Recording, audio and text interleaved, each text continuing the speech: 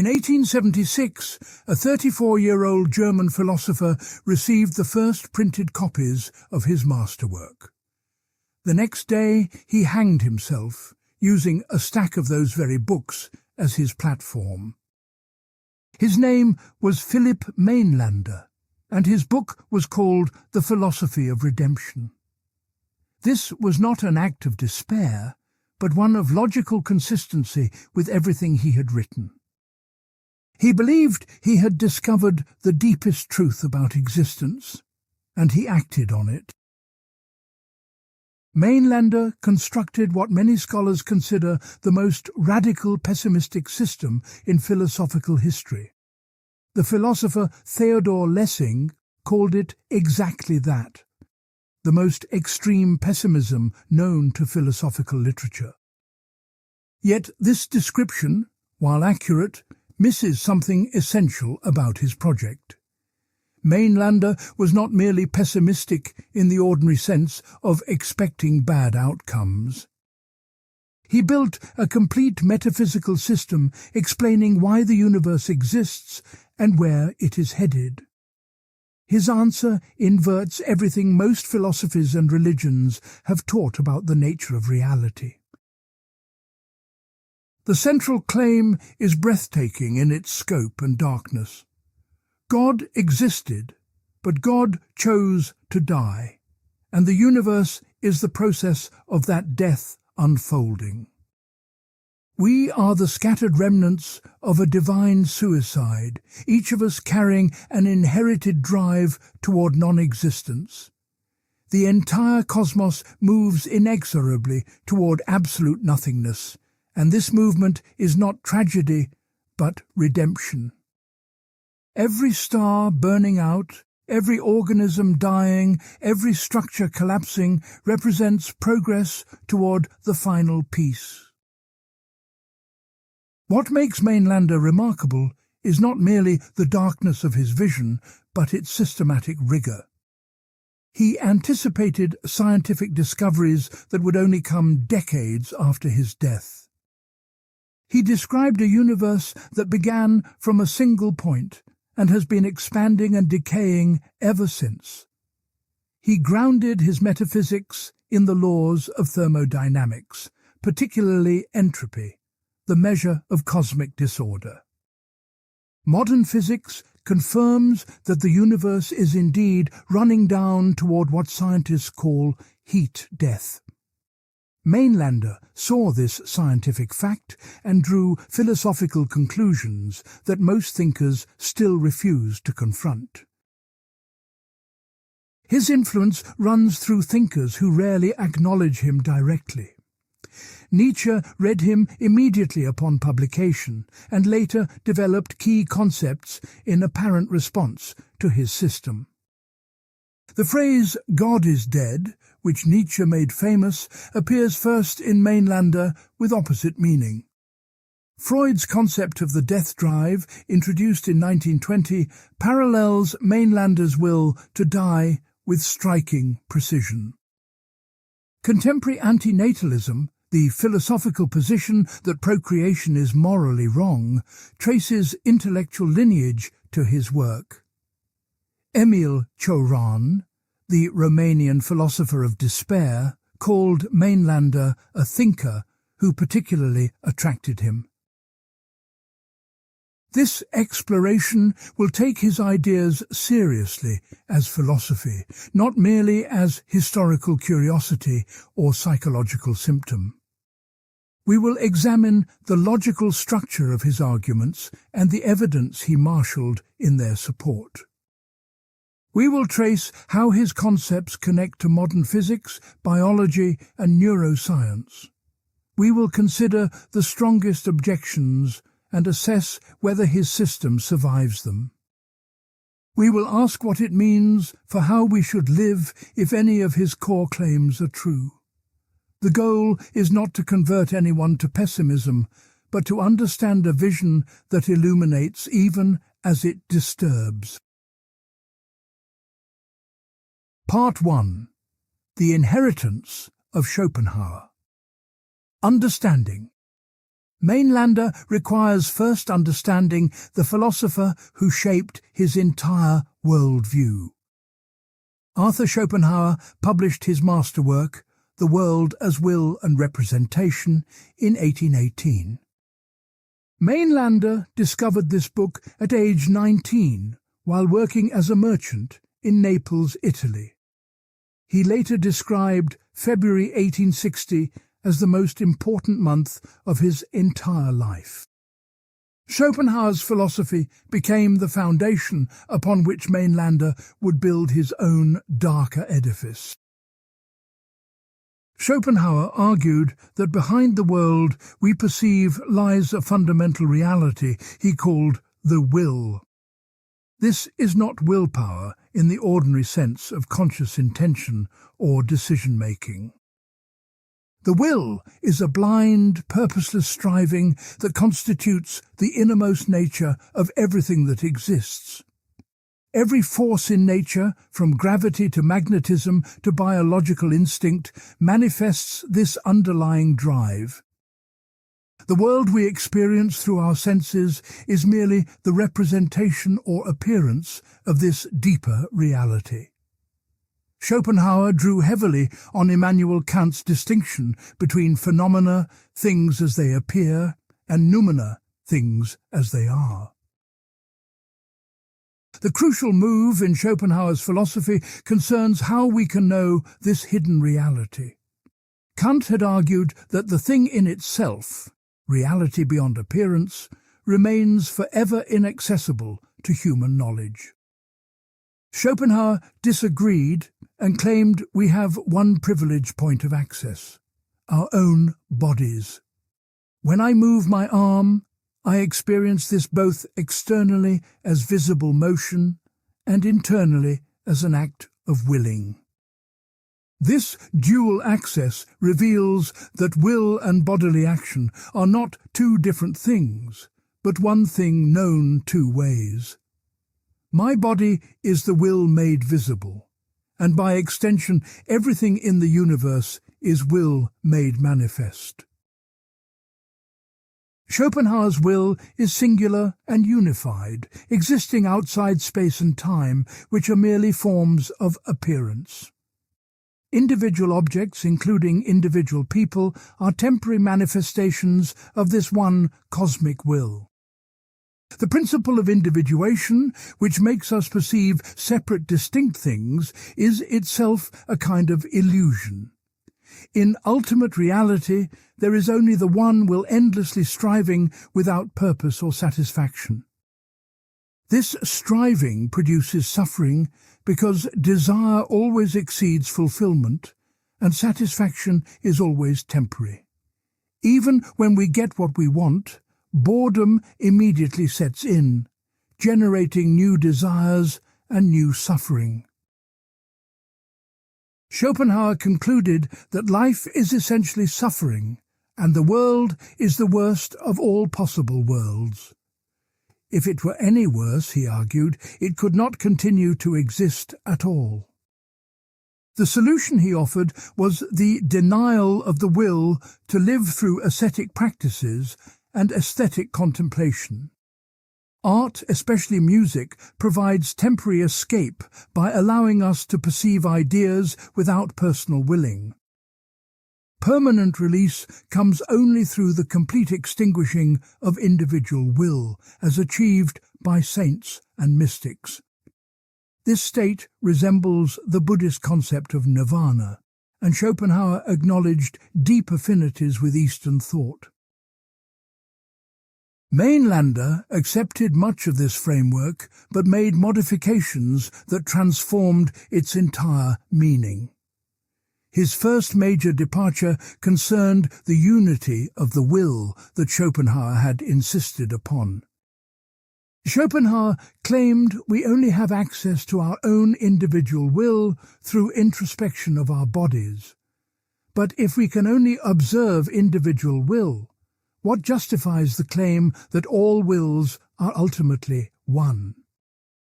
Mainländer argued this was an unjustified metaphysical leap beyond what experience actually reveals. The evidence supports only pluralism. There are many individual wills, not one cosmic will behind appearances. This seemingly technical disagreement has profound consequences for the entire philosophical system. If there is only one will, then individual death cannot bring absolute nothingness to the one who dies. The single will continues in other manifestations even after any particular individual ceases to exist. Death brings only relative nothingness, a return to the undifferentiated unity that continues forever. But if there are genuinely separate individual wills, then individual death can mean complete and absolute annihilation. The individual will does not merge back into some greater whole. It simply ends permanently and totally.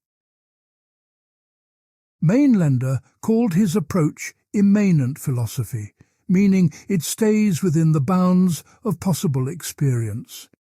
He refused to posit hidden unities or transcendent realities beyond what observation and reason can access. The world is the complete collection of individual wills in dynamic interaction with each other.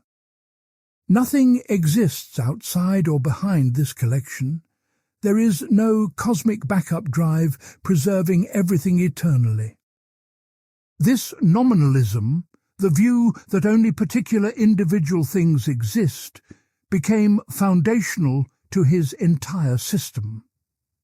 General concepts and universal categories are mental tools, not independently existing realities somewhere beyond experience. The second major departure concerned the fundamental direction and goal of the will itself. Schopenhauer characterized the will as will to live, an endless striving toward existence and self-preservation. Life clings to itself desperately, even when existence brings nothing but suffering and misery. The will to live explains why organisms struggle against death and why suicide feels so difficult to accomplish. Schopenhauer saw this clinging to life as the source of our bondage and the obstacle to liberation. Mainländer proposed a radical inversion. What appears as will to live is actually disguised will to die. The surface phenomena of self-preservation and reproduction mask a deeper drive toward non-existence. Everything in the universe, from atoms to organisms to stars, fundamentally strives toward its own dissolution. Life itself is merely a detour on the path to death, a means by which existence weakens and exhausts itself. The fear of death that Schopenhauer observed is really a disguised longing for the peace of non-existence. We run from death consciously while moving toward it at the deepest level of our being. This inversion was not arbitrary, but grounded in Mainländer's observations of nature and his reading of physics.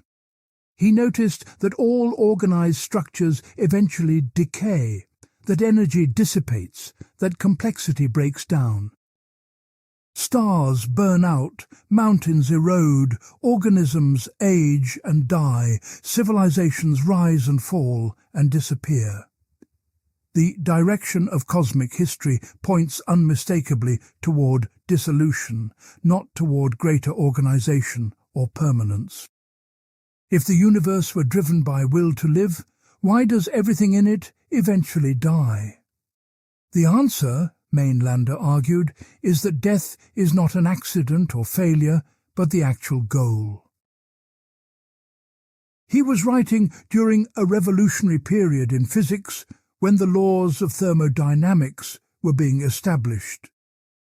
The first law states that energy cannot be created or destroyed, only transformed from one form to another. The second law states that in any closed system, entropy, the measure of disorder, always increases over time. Useful concentrated energy inevitably spreads out and becomes unavailable for doing further work. The universe as a whole is running down like a clock that will never be rewound. Mainländer saw in thermodynamics the scientific confirmation of his philosophical insight about the will to die. The physicist Hermann von Helmholtz had already suggested in 1856 that entropy implied a cosmic endpoint. Eventually all temperature differences would equalize, all energy would disperse, and no further change would be possible. Scientists called this predicted state the heat death of the universe, a condition of maximum entropy and minimum activity. Mainländer embraced this scientific picture and gave it philosophical interpretation most scientists still avoid. The heat death is not merely a physical prediction, but a metaphysical truth about the purpose of existence. The universe exists in order to achieve its own annihilation, and entropy measures the progress toward that goal. Schopenhauer had offered escape from suffering through individual denial of the will and aesthetic transcendence. But this salvation was rare, achieved only by exceptional saints and artistic geniuses across human history. The ordinary mass of humanity remained trapped in the endless cycle of desire and suffering forever. Mainländer found this aristocratic limitation on salvation philosophically unsatisfying and morally troubling. His system offered redemption to everything that exists, not just to spiritually advanced human beings. Every individual will, whether human, animal, plant, or inanimate matter, moves toward the same absolute peace. The path diverges here between teacher and student in ways that determine everything that follows. Schopenhauer's pessimism was essentially static. The will strives forever, and suffering continues without end for most beings. Mainländer's pessimism was dynamic and progressive. The universe has a beginning, a direction, and an end. History is not cyclical repetition, but linear movement toward a final state of complete non-existence. This gives cosmic significance to every death and every decay as genuine progress toward ultimate redemption. The darkness in Mainländer contains a strange light, the assurance that suffering cannot last forever. Part 2. The Death of God. Mainländer's most striking contribution to philosophy is his myth of creation, a cosmogony unlike any before it. He asks the question that has haunted metaphysics since the ancient Greeks. Why is there something rather than nothing? His answer inverts every religious and philosophical tradition that preceded him. God existed, but God no longer exists, and the universe is the unfolding consequence of divine self-destruction. This is not metaphor or poetic license, but a serious metaphysical claim about the structure of reality.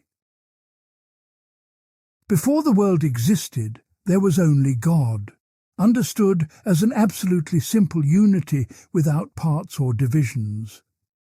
This unity possessed no spatial extension, no temporal duration, no internal differentiation of any kind whatsoever. Mainländer characterizes this pre-cosmic God negatively, by what it lacked rather than what it possessed. It was not in space because space did not yet exist as a form of relation between things. It was not in time because time requires change, and absolute unity has nothing that could change. It had no movement because movement requires something to move relative to something else. This God was also absolutely free in a way nothing in our universe can ever be. Freedom requires the absence of external compulsion, and nothing existed outside God that could compel it. There were no laws of nature because nature did not exist yet. There were no logical necessities binding this unity because logic describes relations between distinct things. God existed in a state of pure, uncompelled self-sufficiency, needing nothing, lacking nothing, relating to nothing. Yet this state of absolute perfection and self-sufficiency contained within it the seed of its own destruction. The crucial question becomes, what could motivate an absolutely perfect being to destroy itself? Traditional theology argues that perfection implies necessary existence and that a perfect God cannot cease to be. Mainländer reverses this reasoning through a profound insight about the relationship between being and non-being. He argues that non-being is actually superior to being, that nothingness represents a higher state than existence. The perfect God recognized this truth and therefore willed the only thing worth willing: absolute annihilation. God desired non-being because non-being is better than being, even divine being. But here, Mainländer identifies a metaphysical obstacle that prevented God from achieving immediate self-destruction. Absolute unity cannot directly transition into absolute nothingness because there is no path between these states. Non-being cannot emerge from pure being without mediation because the two share no common ground. If God had simply willed non-existence and achieved it instantly, there would be no world at all. The fact that the world exists proves that immediate divine suicide was impossible despite being desired. God's own being resisted the divine will, creating a problem requiring a more indirect solution. The solution was fragmentation. God shattered the divine unity into the multiplicity we call the universe.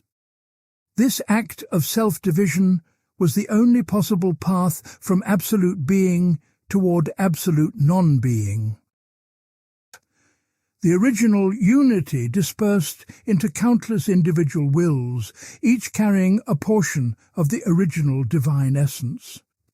These fragments became the things that populate reality: matter, energy, organisms, minds, everything that exists. The universe is therefore quite literally the corpse of God, the scattered remains of divine self-destruction. We ourselves are pieces of this dead deity, still carrying out the original divine intention through our own mortality. Mainländer summarizes his position in a single striking sentence that became his most quoted formulation: God is dead, and his death was the life of the world. This phrase predates Nietzsche's famous use of similar words by nearly a decade and means something entirely different. When Nietzsche proclaimed God's death, he meant that human belief in God had collapsed and must be overcome. When Mainländer says God is dead, he means that God literally existed and literally died to create the cosmos. The world is not abandoned by an absent God. The world is the death of God, still in progress. This cosmogony explains several features of existence that other philosophies struggle to accommodate. It explains why everything in the universe eventually decays, dies, and returns to simpler states. Each thing carries within it the inherited divine will toward non-existence that caused creation in the first place. It explains why existence feels burdensome, why suffering seems woven into the fabric of life itself. We are fragments of a being that wanted to stop existing, and that original desire persists in us. The universal intuition that something is fundamentally wrong with existence reflects accurate metaphysical perception. The myth also explains the direction of cosmic history and provides it with genuine meaning and purpose. History is not cyclical repetition or random fluctuation, but directed movement toward a definite goal. Every death, every decay, every dissolution represents genuine progress in completing the divine project. The universe is slowly but surely achieving what God originally intended: the transition to absolute nothingness. This gives even the most apparently meaningless suffering a cosmic significance it would otherwise lack. Pain is the friction generated by existence wearing itself down toward the peace of non-being. Mainländer insists this myth should be understood as what Kant called a regulative idea rather than literal description. We cannot directly know what happened before the universe because we only have access to immanent experience. The story of divine suicide is a rational reconstruction that makes sense of what we do observe. It functions philosophically like a scientific hypothesis explaining observed phenomena through postulated causes. The phenomena in question are universal entropy, universal mortality, and universal suffering requiring explanation. God's self-destruction provides the most coherent explanation for why reality has the character it displays. Critics immediately object that this God sounds nothing like the God of traditional religion or rational theology. The God of Christianity is eternal, unchanging, and necessarily existent, incapable of death by definition. Mainländer responds that traditional theology projects human wishes onto metaphysical reality without justification. We want God to be eternal because we want existence to be ultimately meaningful and suffering to be redeemed.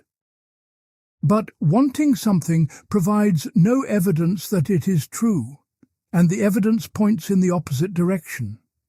A God who creates a suffering universe and then abandons it makes less sense than one who dies, creating it.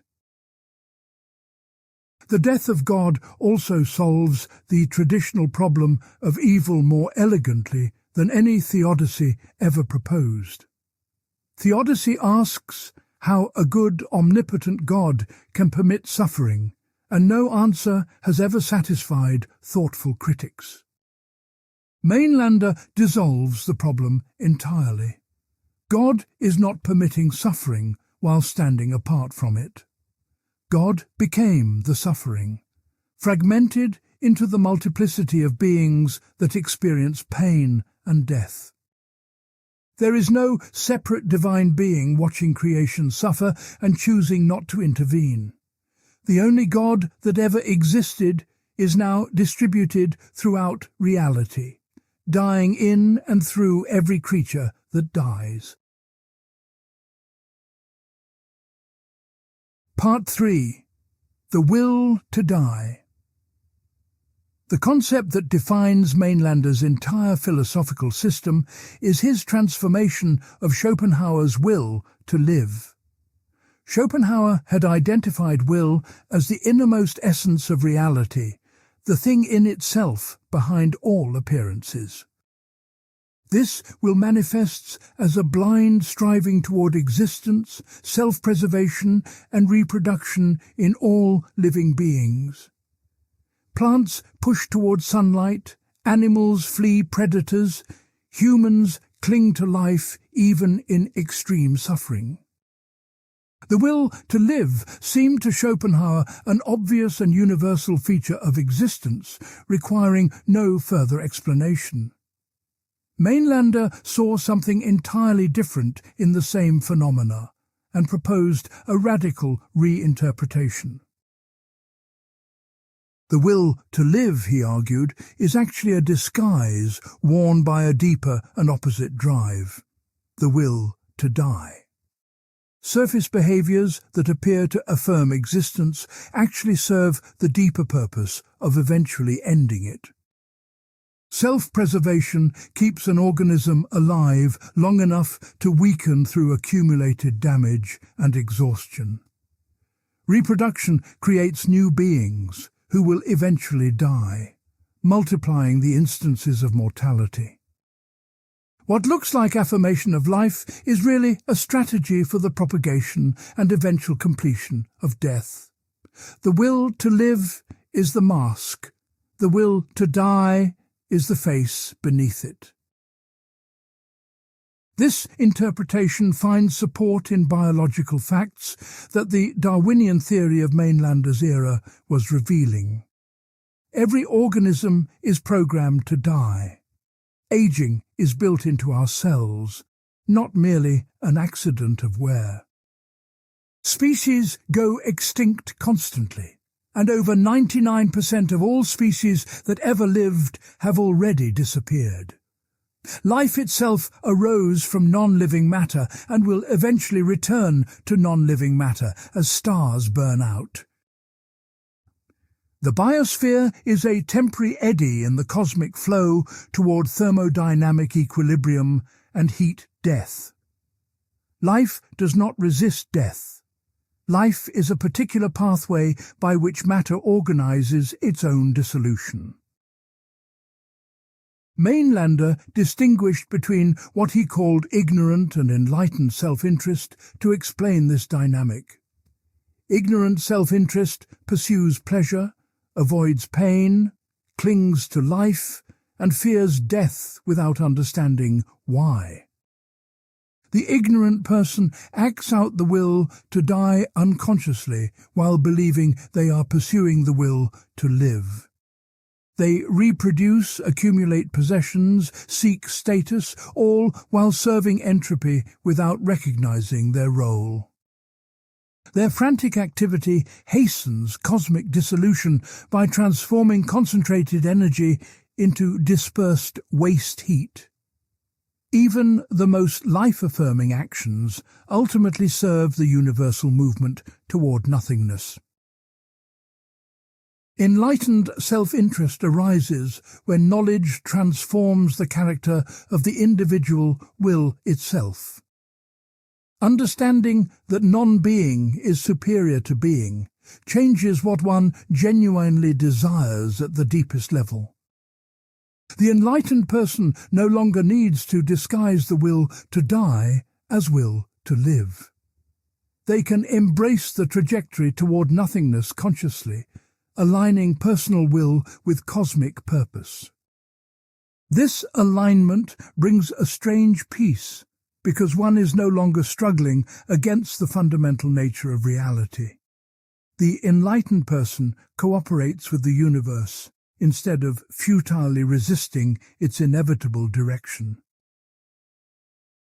This does not necessarily mean the enlightened person immediately seeks physical death through direct action. Mainländer was clear that different individuals reach different points in their development toward non-being. Some are called to continue living and working to reduce suffering for others not yet ready for release. Political and social action can accelerate humanity's collective progress toward the recognition that motivates cessation. Others reach a point where continued existence serves no further purpose, and peaceful departure becomes appropriate. The ethics of the situation depends on individual circumstances and the potential to benefit still suffering beings. The will to die explains phenomena that the will to live struggles to accommodate within its framework. Why do organisms age rather than simply maintaining themselves indefinitely through continuous cellular repair? Why do animals in the wild often seem to accept death calmly when their time comes, rather than fighting endlessly? Why do humans experience profound relief and even bliss in near-death experiences and states of ego dissolution? Why does the mystic tradition across all cultures describe enlightenment as a kind of death of the self? These patterns suggest that organisms are not simply malfunctioning when they die, but completing their purpose. Modern biology confirms that death is genetically programmed into complex organisms through specific molecular mechanisms. Telomeres shorten with each cell division, eventually triggering senescence when they become too short. Apoptosis, programmed cell death, eliminates damaged or unnecessary cells for the health of the larger organism. These mechanisms suggest that evolution has built death into life, not as failure, but as feature. From a Mainlander perspective, evolution discovered that mortality serves the deeper cosmic purpose. Natural selection favors organisms that die because death enables the energy dissipation the universe requires. The fear of death that humans experience so intensely requires explanation within this framework. If we fundamentally want to die, why do we fear death so much that we build entire civilizations avoiding it? Mainlander argued that fear of death is itself a disguise, a surface phenomenon masking deeper longing. We fear the unknown, the pain that might precede death, the loss of everything familiar and loved. But beneath these fears lies an intuition that death brings something we cannot admit we want: absolute rest. The ambivalence humans feel about death, fearing it yet sometimes welcoming it, reveals the internal conflict. Clinical observations of dying patients often reveal a pattern Mainlander would have recognized immediately. Terror and resistance frequently give way to acceptance and even peace as death approaches closer. Many dying people report that the prospect of non-existence becomes less frightening and more attractive over time. Hospice workers describe a phenomenon they call nearing death awareness, where patients seem to welcome the transition. These observations suggest that the will to die becomes less disguised as the organism approaches its fulfillment. Death strips away the mask and reveals what was always there beneath the apparent will to live. The will to die also manifests in what psychoanalysis would later call the repetition compulsion. Humans often repeat painful experiences, return to harmful relationships, and sabotage their own success systematically. Freud puzzled over why organisms would seek experiences that clearly cause suffering rather than pleasure. His eventual answer, the death drive or thanatos, parallels Mainlander's concept with striking precision. Both thinkers concluded that something in us seeks dissolution, return to an earlier inorganic state. The compulsion to repeat trauma is the will to die manifesting through psychological rather than physical means. Part 4. Immanent Philosophy. Mainlander called his philosophical method immanent philosophy, and this term requires careful unpacking. Immanent means remaining within as opposed to transcendent, which means going beyond or outside.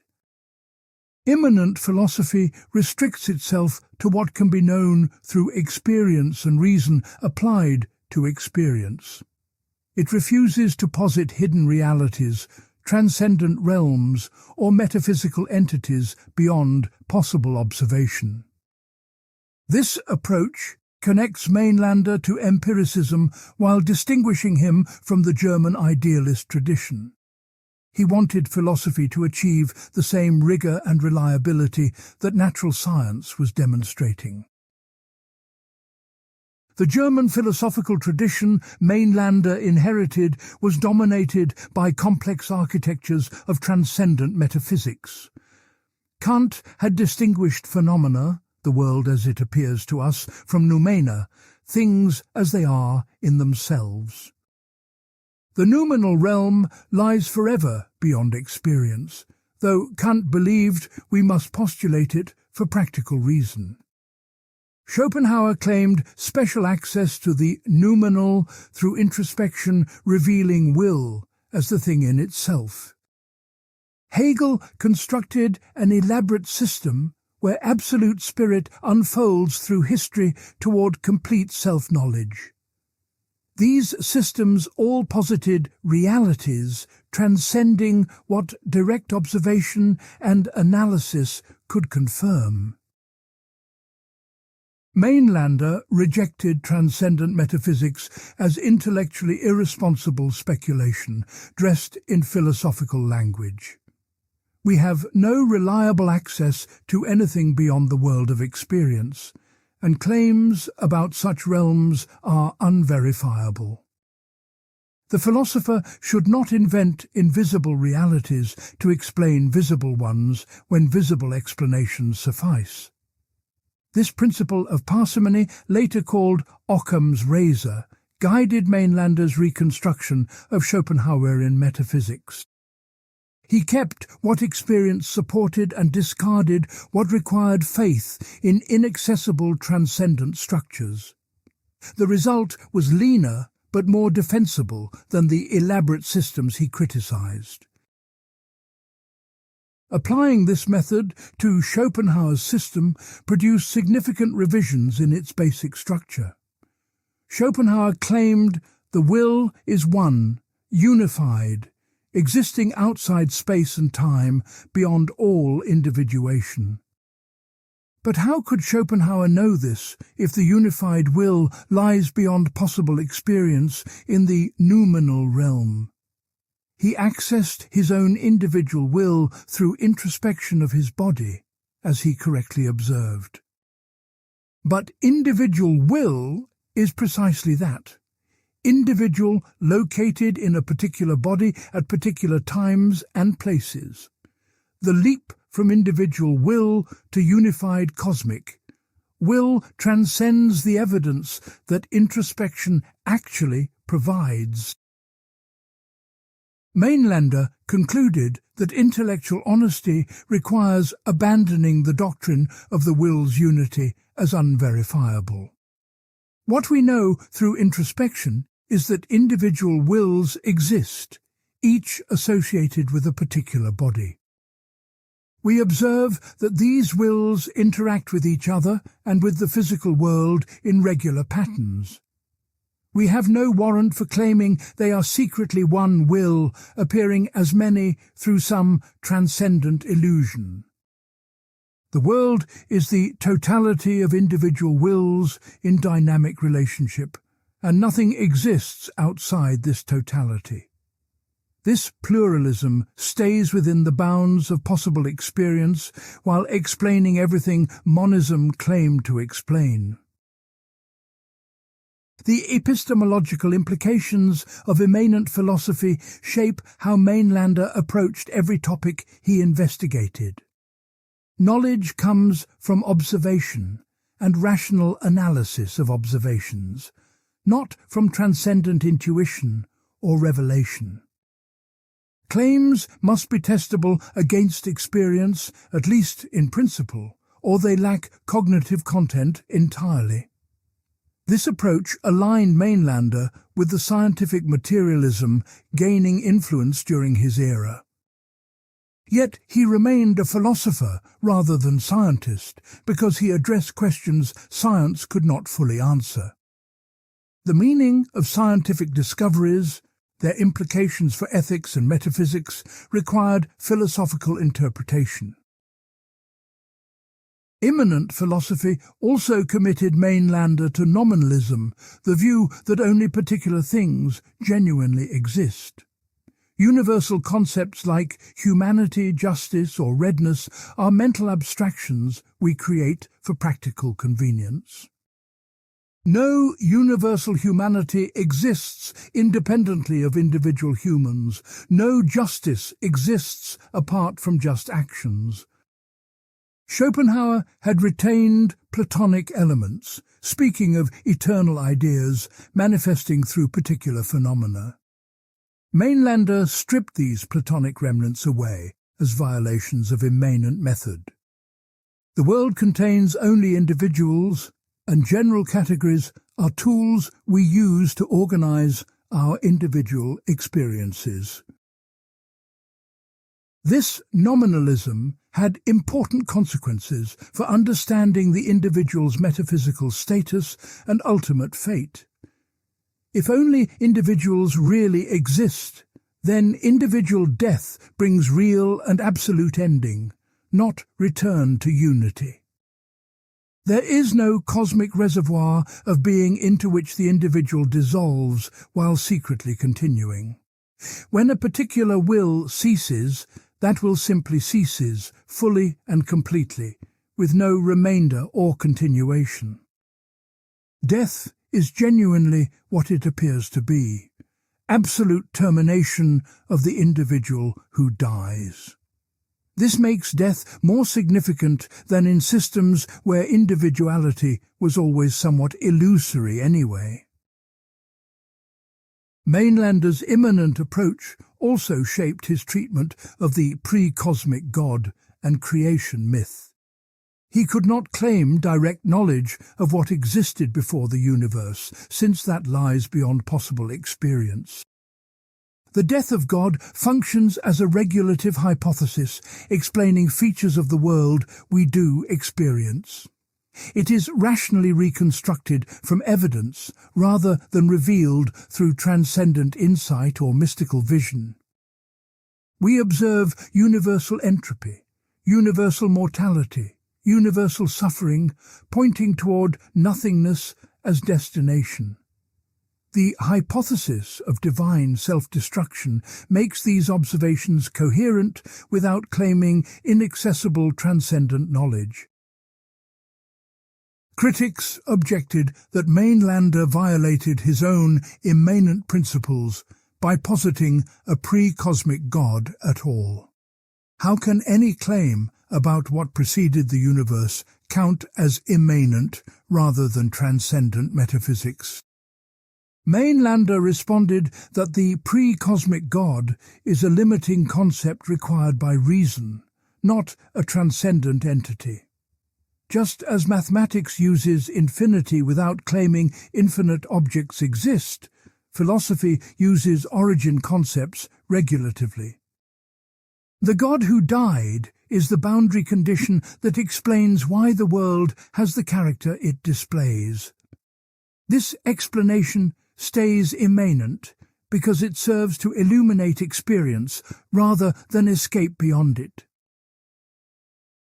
The tension between Mainländer's immanent method and his metaphysical conclusions remains debated among scholars today.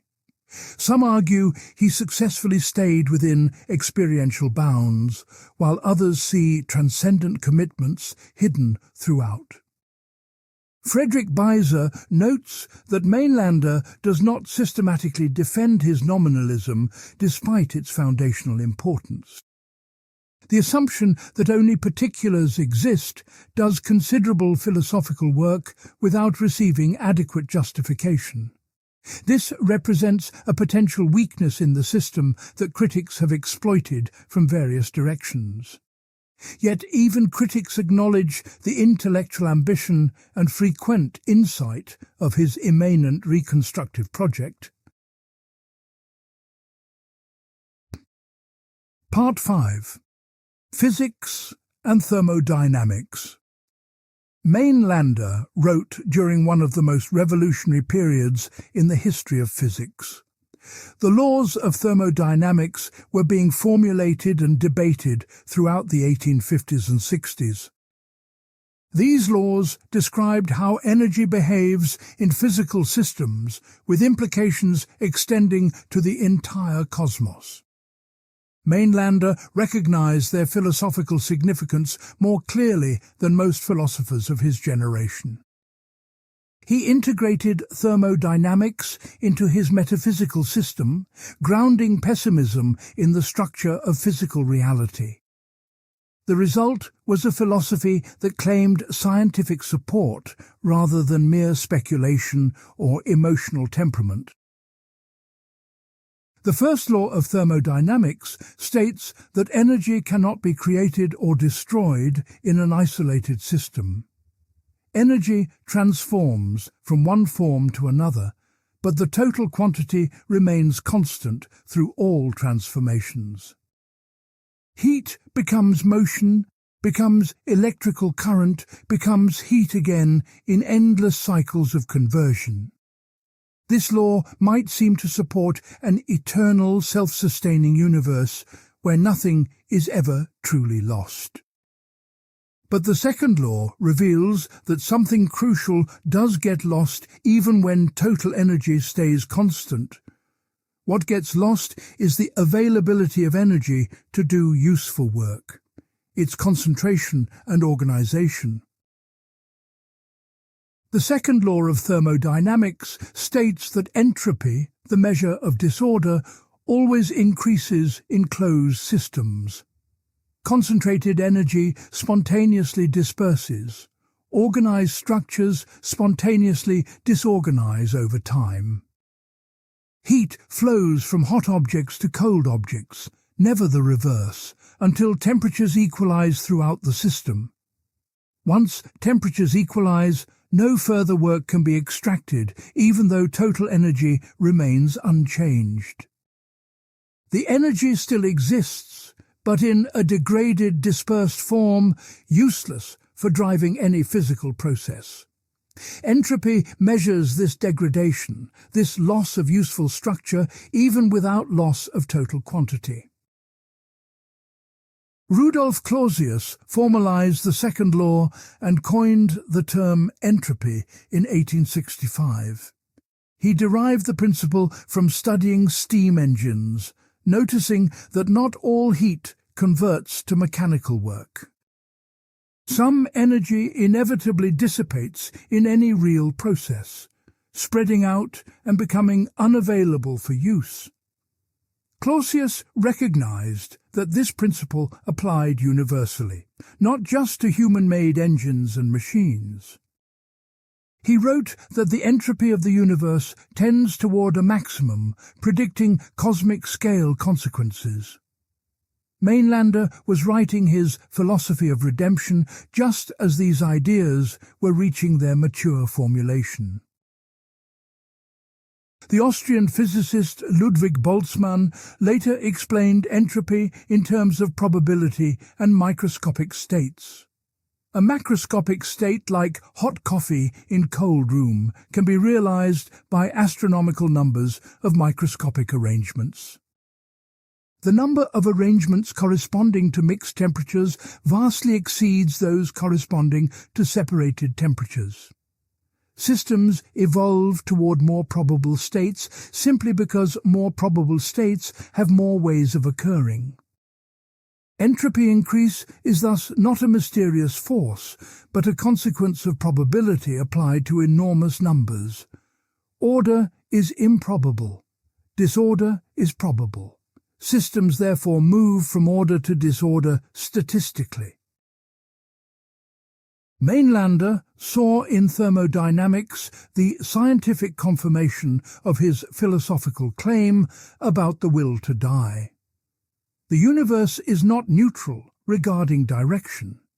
It moves irreversibly from organization toward disorganization. Every physical process increases total entropy, even when it creates local pockets of temporary order. Stars burn, organisms metabolize, civilizations consume resources, all accelerating the universal entropic increase.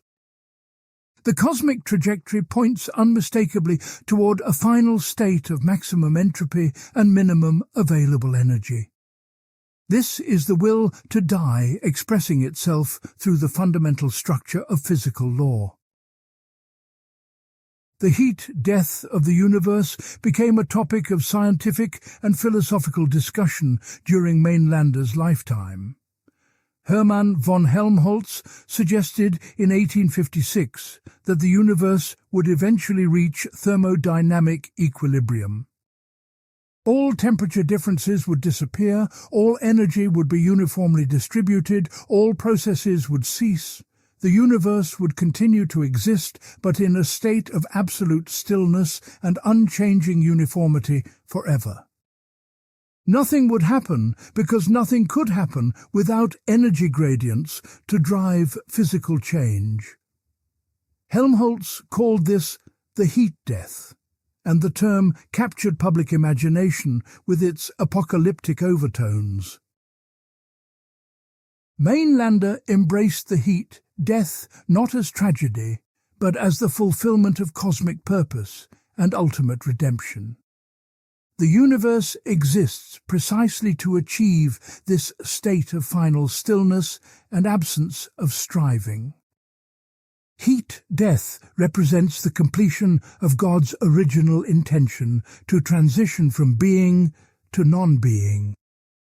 It is not absolute nothingness, since matter and energy would still exist in degraded, dispersed form. But it is functional nothingness, a state where nothing distinguishable happens and no experience occurs. For Mainländer, this functional nothingness approximates the absolute nothingness that God originally sought. The connection between thermodynamics and the will to die runs deeper than mere analogy or parallel. Mainländer argued that physical laws are manifestations of metaphysical truths, not arbitrary mathematical regularities. The second law expresses in scientific language the same reality that philosophy expresses in metaphysical language. Physics discovers that entropy increases. Philosophy explains that this increase serves the cosmic will toward dissolution. The two disciplines approach the same truth from different angles using different methods and vocabularies. Their convergence on the same conclusion strengthens confidence that both have grasped something genuine about reality. Modern physics has refined but not overturned the thermodynamic picture Mainländer relied upon. The universe is approximately 14 billion years old and has been expanding and cooling since its origin. Stars will burn out over trillions of years. Black holes will eventually evaporate through Hawking radiation. Current cosmology predicts that the universe will continue expanding forever, approaching but never quite reaching heat death. The timeline extends almost incomprehensibly far into the future, but the direction remains what Mainländer described. Entropy increases, available energy decreases, and the universe moves toward a state of maximal disorder and stillness. Some critics argue that Mainländer misused thermodynamics by drawing metaphysical conclusions from physical laws. The second law describes what happens, not what the universe wants or intends to happen. Attributing purpose to entropy involves a category mistake, confusing description with prescription. Mainländer would respond that the appearance of purposelessness is itself an interpretation requiring justification. The consistency and universality of entropic direction suggests something more than mere accident or arbitrary mathematical fact. Why does the universe have laws that systematically drive it toward dissolution if dissolution is not somehow intended? Part 6. Cosmology before cosmology. One of the most remarkable features of Mainlander's philosophy is its anticipation of 20th century cosmology. He described a universe that began from a single point and has been expanding and dispersing ever since. This picture predates the Big Bang theory by more than 50 years, and Einstein's relativity by 4 decades. Mainlander arrived at these conclusions through philosophical reasoning rather than astronomical observation or mathematical physics. The convergence between his speculative cosmology and later scientific discovery raises fascinating questions. In the 1870s, prevailing scientific opinion held that the universe was eternal and infinite in extent. Newton's physics worked perfectly well with an infinite static universe extending forever in all directions.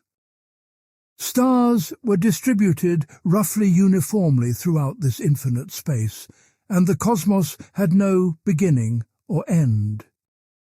The idea of a cosmic origin seemed unscientific, too close to religious creation myths for respectable physics. Mainlander rejected this scientific consensus on philosophical grounds decades before science itself abandoned it. His reasoning began from the observation that the universe displays systematic direction toward increasing entropy. If the universe were infinitely old, it would have already reached maximum entropy long ago. The fact that entropy can still increase proves that the universe has not existed forever. There must have been a beginning, a state of lower entropy from which the current condition descended. This argument, which Mainlander developed philosophically, would later be called the thermodynamic paradox. Physicists in the late 19th century recognized it as a serious challenge to the eternal universe model. Mainlander went further, arguing that the universe began from a state of absolute simplicity and unity. This original state corresponded to the pre-cosmic God, an undifferentiated point containing all that would exist. The universe emerged through fragmentation of this unity into the multiplicity of individual things we observe. Space and time themselves came into being through this fragmentation process, not existing prior to it. Before the cosmic beginning, there was no space for anything to exist in and no time for anything to happen. The universe did not expand into pre-existing space. Space itself expanded as part of the cosmic unfolding. Compare this with the Big Bang theory developed by Georges Lemaitre, Alexander Friedman, and others after 1920. Modern cosmology describes a universe that began approximately 14 billion years ago from extreme density and temperature. Space and time originated in this event. Asking what came before is meaningless, since there was no before. The universe has been expanding ever since, galaxies moving apart as the fabric of space itself stretches. Cosmic microwave background radiation confirms a hot, dense, early state from which current structures evolved. The structural parallels with Mainlander's philosophical cosmology are striking and difficult to dismiss as coincidence. Mainlander also argued that the universe is finite in spatial extent, not infinite as Newton's physics suggested. An infinite universe could not have originated from a single point of unity through fragmentation. The total amount of being, energy, or force in the universe must be finite because it derived from finite divine being. This finite quantity disperses through expansion but never increases since nothing exists outside to add to it. Modern cosmology remains uncertain about whether the universe is finite or infinite in spatial extent. But the observable universe is certainly finite, and many models suggest the total universe may be as well. How did Mainländer anticipate scientific developments that required Einstein's general relativity to properly formulate? He did not have access to the mathematics of curved space-time or the observational evidence of cosmic expansion. His route was philosophical reasoning from first principles about being, becoming, and the direction of cosmic history. He asked what kind of universe would display the features we observe: universal entropy, universal mortality, directional history. The answer required a beginning, a finite total, an ongoing expansion from original concentrated unity toward final dispersed multiplicity. Philosophy thus reached conclusions that physics would later confirm through entirely different methods. This convergence suggests either remarkable coincidence or genuine philosophical insight into the structure of reality. Mainländer would argue the latter. Careful reasoning about the nature of existence yields true conclusions about the cosmos. The physical universe must have certain features because metaphysical truths constrain what is physically possible. A universe driven by will to die must have had a beginning, since eternal existence contradicts the goal of cessation. It must be running down rather than building up, expanding and dispersing rather than contracting and concentrating. Philosophy can discover these necessities even without the technical apparatus of mathematical physics. Skeptics would caution against overstating the anticipation or claiming too much philosophical prescience. Mainländer's cosmology differs in important details from modern Big Bang theory and current physical understanding. He described fragmentation of divine unity rather than expansion from quantum fluctuation or inflationary field dynamics. His timeline and mechanism do not map precisely onto scientific models despite structural similarities. The convergence may reflect very general constraints that any plausible cosmology must satisfy rather than specific predictive success. Still, the philosophical achievement of reasoning to cosmic finitude and origin deserves recognition and serious attention. German scholar Ulrich Horstmann noted that Mainländer's cosmological speculations align remarkably with relativity and Big Bang theory. The claim that the universe began from an unexpanded point and is finite in size matches contemporary scientific understanding. This alignment was impossible for anyone in the 19th century to anticipate through scientific means alone. That a philosopher achieved it through metaphysical reasoning represents either extraordinary luck or genuine insight. Either way, it demonstrates that philosophy can sometimes reach truths that science later confirms through different paths. Mainländer deserves credit for intellectual courage in rejecting the eternal universe consensus of his scientific contemporaries. Part 7. The Problem of Individuation. One of the oldest problems in philosophy concerns the relationship between unity and multiplicity, the one and the many. How does a single unified reality give rise to the diversity of distinct individual things we observe everywhere? Parmenides argued that reality is fundamentally one, and that multiplicity is illusion arising from defective perception. Heraclitus countered that change and diversity are fundamental, with unity being the abstraction.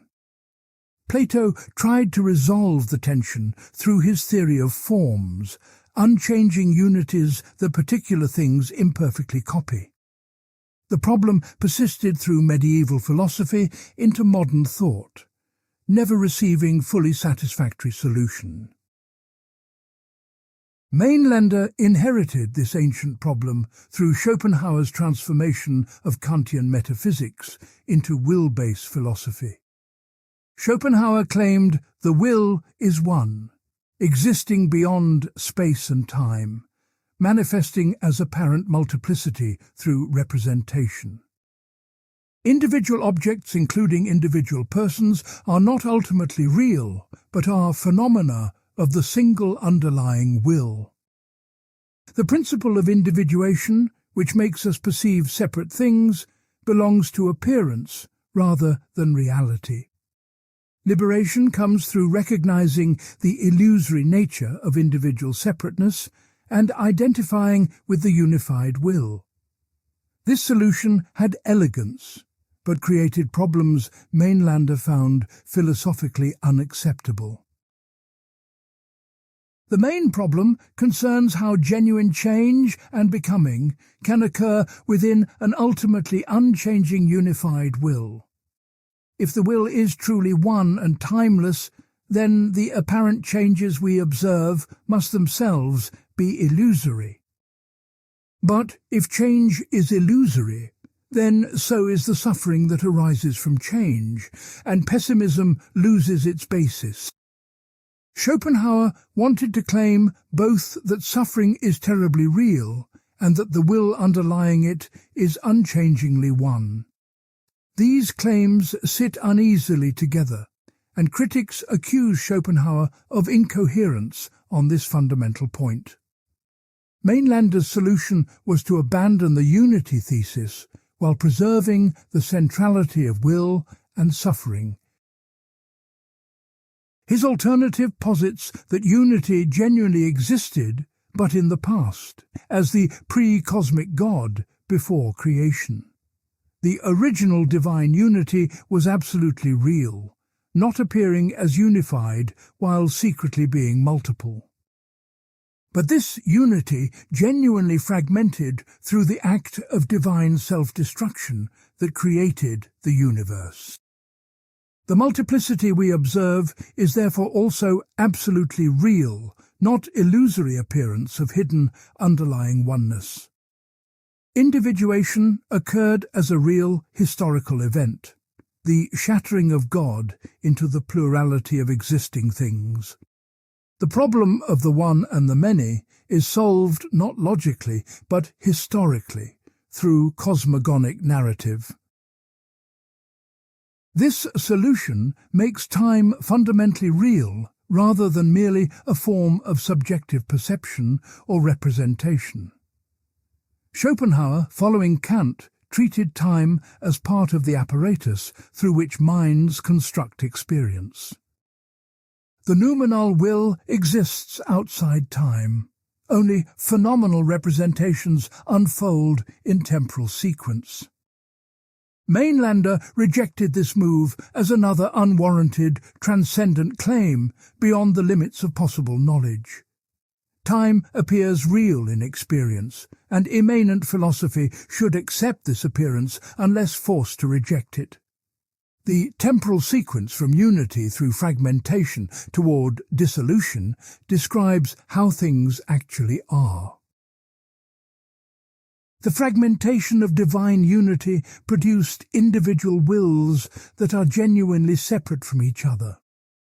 Each will has its own existence, its own striving, its own eventual death, distinct from every other will. When one individual dies, other individuals continue existing. The death is real loss for the one who died.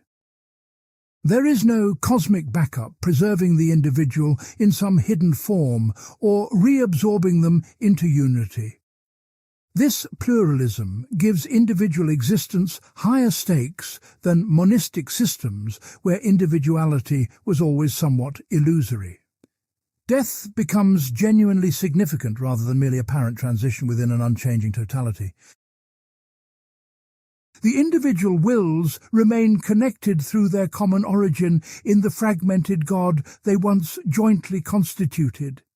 They share the same fundamental nature as will, specifically as will to die inherited from divine self-destruction. They interact with each other through physical and psychological causation in the shared world they inhabit. But this connection differs from Schopenhauer's metaphysical unity, where individuals are ultimately identical. Mainlander's individuals are like fragments of a shattered mirror, related by origin, similar in nature, but genuinely distinct. They reflect each other without being each other, connected without being unified. This framework allows Mainlander to explain how the universe can move toward a goal despite lacking unified consciousness. Each individual will strive toward its own dissolution, following the inherited divine intention toward non-being. The collective effect of all these individual strivings produces the cosmic movement toward entropy and heat death. No cosmic mind needs to direct this movement because every individual mind already aims in the same direction. The universe coordinates itself toward annihilation through the distributed will to die present in every component. This distributed coordination achieves what unified will might achieve without requiring problematic transcendent unity. The transition from unity to multiplicity also explains why existence involves suffering and conflict. Individual wills compete with each other for resources, space, and continued existence despite their shared drive toward death. This competition produces the struggle for survival, the predation, the exploitation that characterize natural life. If all remained unified, there would be no other to compete with, no external threat to generate suffering.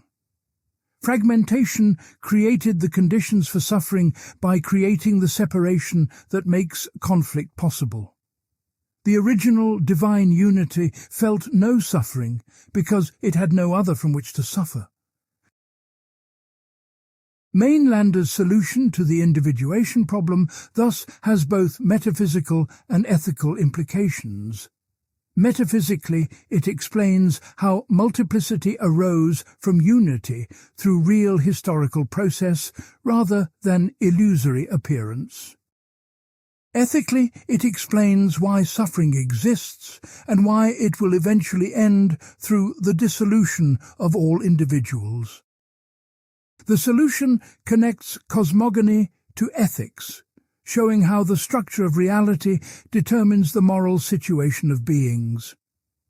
Understanding our origin as fragments of divine suicide illuminates what we should do with our fragmented existence. We should align ourselves with the cosmic direction we embody, willing our own dissolution and reducing suffering. Meanwhile, Part 8. The Ethics of Egoism. Mainlander's ethics rest on what he calls egoism, but this term requires careful interpretation to avoid misunderstanding. In ordinary usage, egoism means selfishness, pursuing one's own interests without regard for the interests of others. Mainlander uses the term technically to mean that each individual necessarily acts from their own individual will. We cannot escape our own perspective, our own desires, our own assessment of what constitutes our good. Even apparently altruistic actions ultimately flow from the agent's own will and serve the agent's own purposes. This psychological egoism describes how motivation actually works, rather than prescribing selfishness as virtue. The ethical question becomes what genuinely serves the individual's own good, properly understood through philosophical analysis. Most people pursue pleasure, avoid pain, seek possessions, status, relationships, and continued existence instinctively. These pursuits constitute what Mainländer calls ignorant self-interest, acting from inherited will to live without reflection. Ignorant egoists do not examine whether their goals actually produce lasting satisfaction or genuine happiness. They chase desires endlessly, finding that satisfaction dissolves into new desire almost immediately upon achievement. The cycle continues without ever reaching the stable contentment that seemed to motivate the pursuit. Mainländer follows Schopenhauer in analyzing why desire satisfaction cannot produce lasting happiness. Desire is experienced as lack, deficiency, wanting something one does not currently have or possess. Satisfying a desire merely removes a negative condition. It does not create positive value, but subtracts negative value. The pleasure of satisfaction is really just the cessation of the pain of wanting, relief rather than positive enjoyment.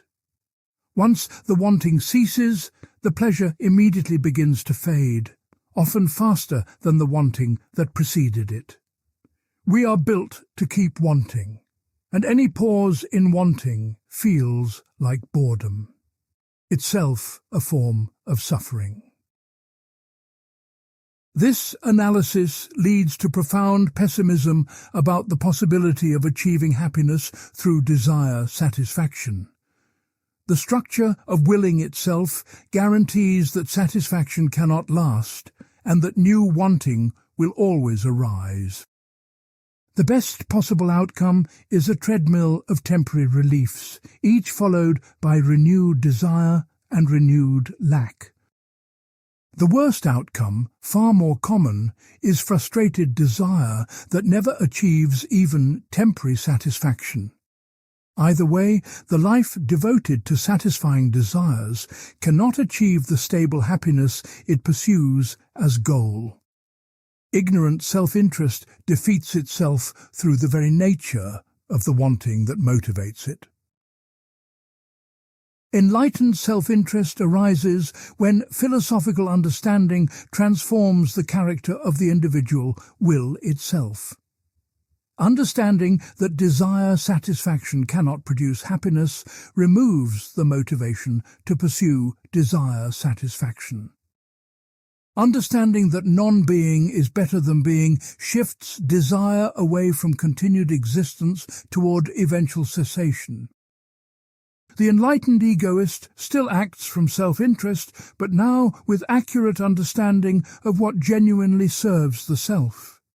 What genuinely serves the self is alignment with the cosmic direction toward nothingness that all wills embody. The enlightened person wants what reality is already providing: the progressive dissolution of individual existence. This transformation produces what Mainländer describes as a fundamental shift in how life is experienced.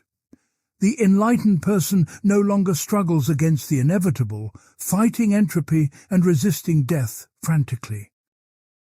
They accept the trajectory of existence and find strange peace in cooperating with rather than resisting it.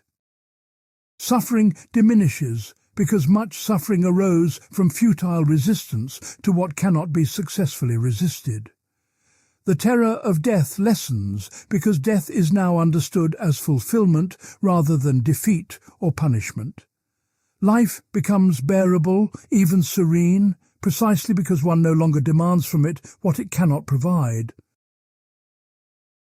Mainländer distinguishes enlightened egoism from the quiet resignation that Schopenhauer recommended as ethical ideal.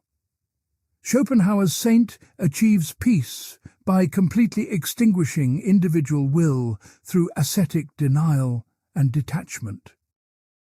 This ideal has ancient roots in Buddhist and Stoic traditions, emphasizing withdrawal from worldly involvement. Mainländer criticize this quietism as insufficient because it helps only the individual who achieves it. Millions continue suffering in ignorance while the saint enjoys private peace, detached from their struggles. True ethics requires not just personal transformation, but action to reduce the suffering of all beings. The enlightened egoist, therefore, has reasons to remain actively engaged with the world rather than withdrawing from it. Others still suffer from ignorant self-interest, chasing satisfactions that cannot satisfy and fearing death unnecessarily.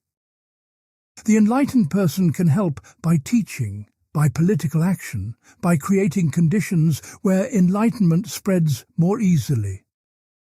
Reducing suffering accelerates the cosmic movement toward redemption by removing obstacles to willing cessation. The enlightened person serves their own interest by serving others because their interest aligns with universal interest. Helping others reach enlightenment is not sacrifice, but extended self-interest in a world where all selves share direction. This ethics also values compassion, but compassion differently understood than in traditional virtue ethics. Compassion means feeling the suffering of others as connected to one's own suffering through shared origin and destiny. We are all fragments of the same shattered God, all carrying the same will to die, all moving toward the same end. The suffering of others is metaphysically continuous with one's own suffering, not truly separate or foreign. Compassion recognizes this continuity and responds by seeking to reduce suffering wherever it occurs. The boundary between self-interest and other interest becomes porous when self and other share fundamental nature.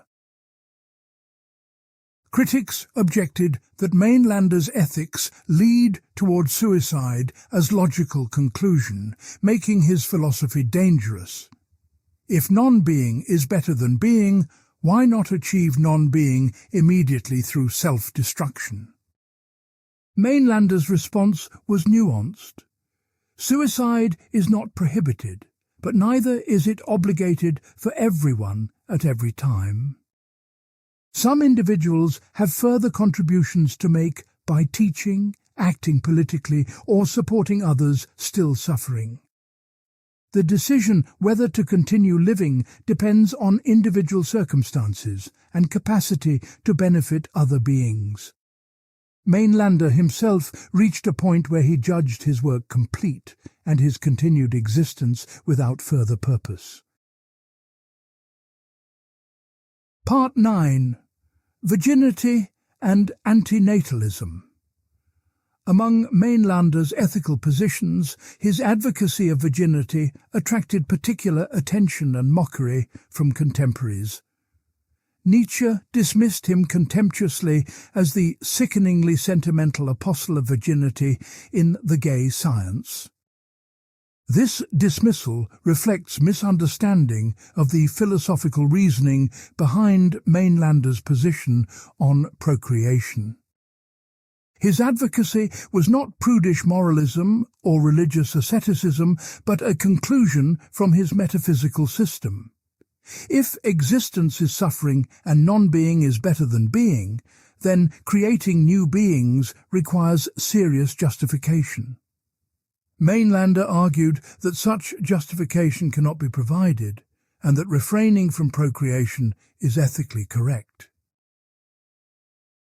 The argument begins with the observation that procreation imposes existence on beings who cannot consent to it.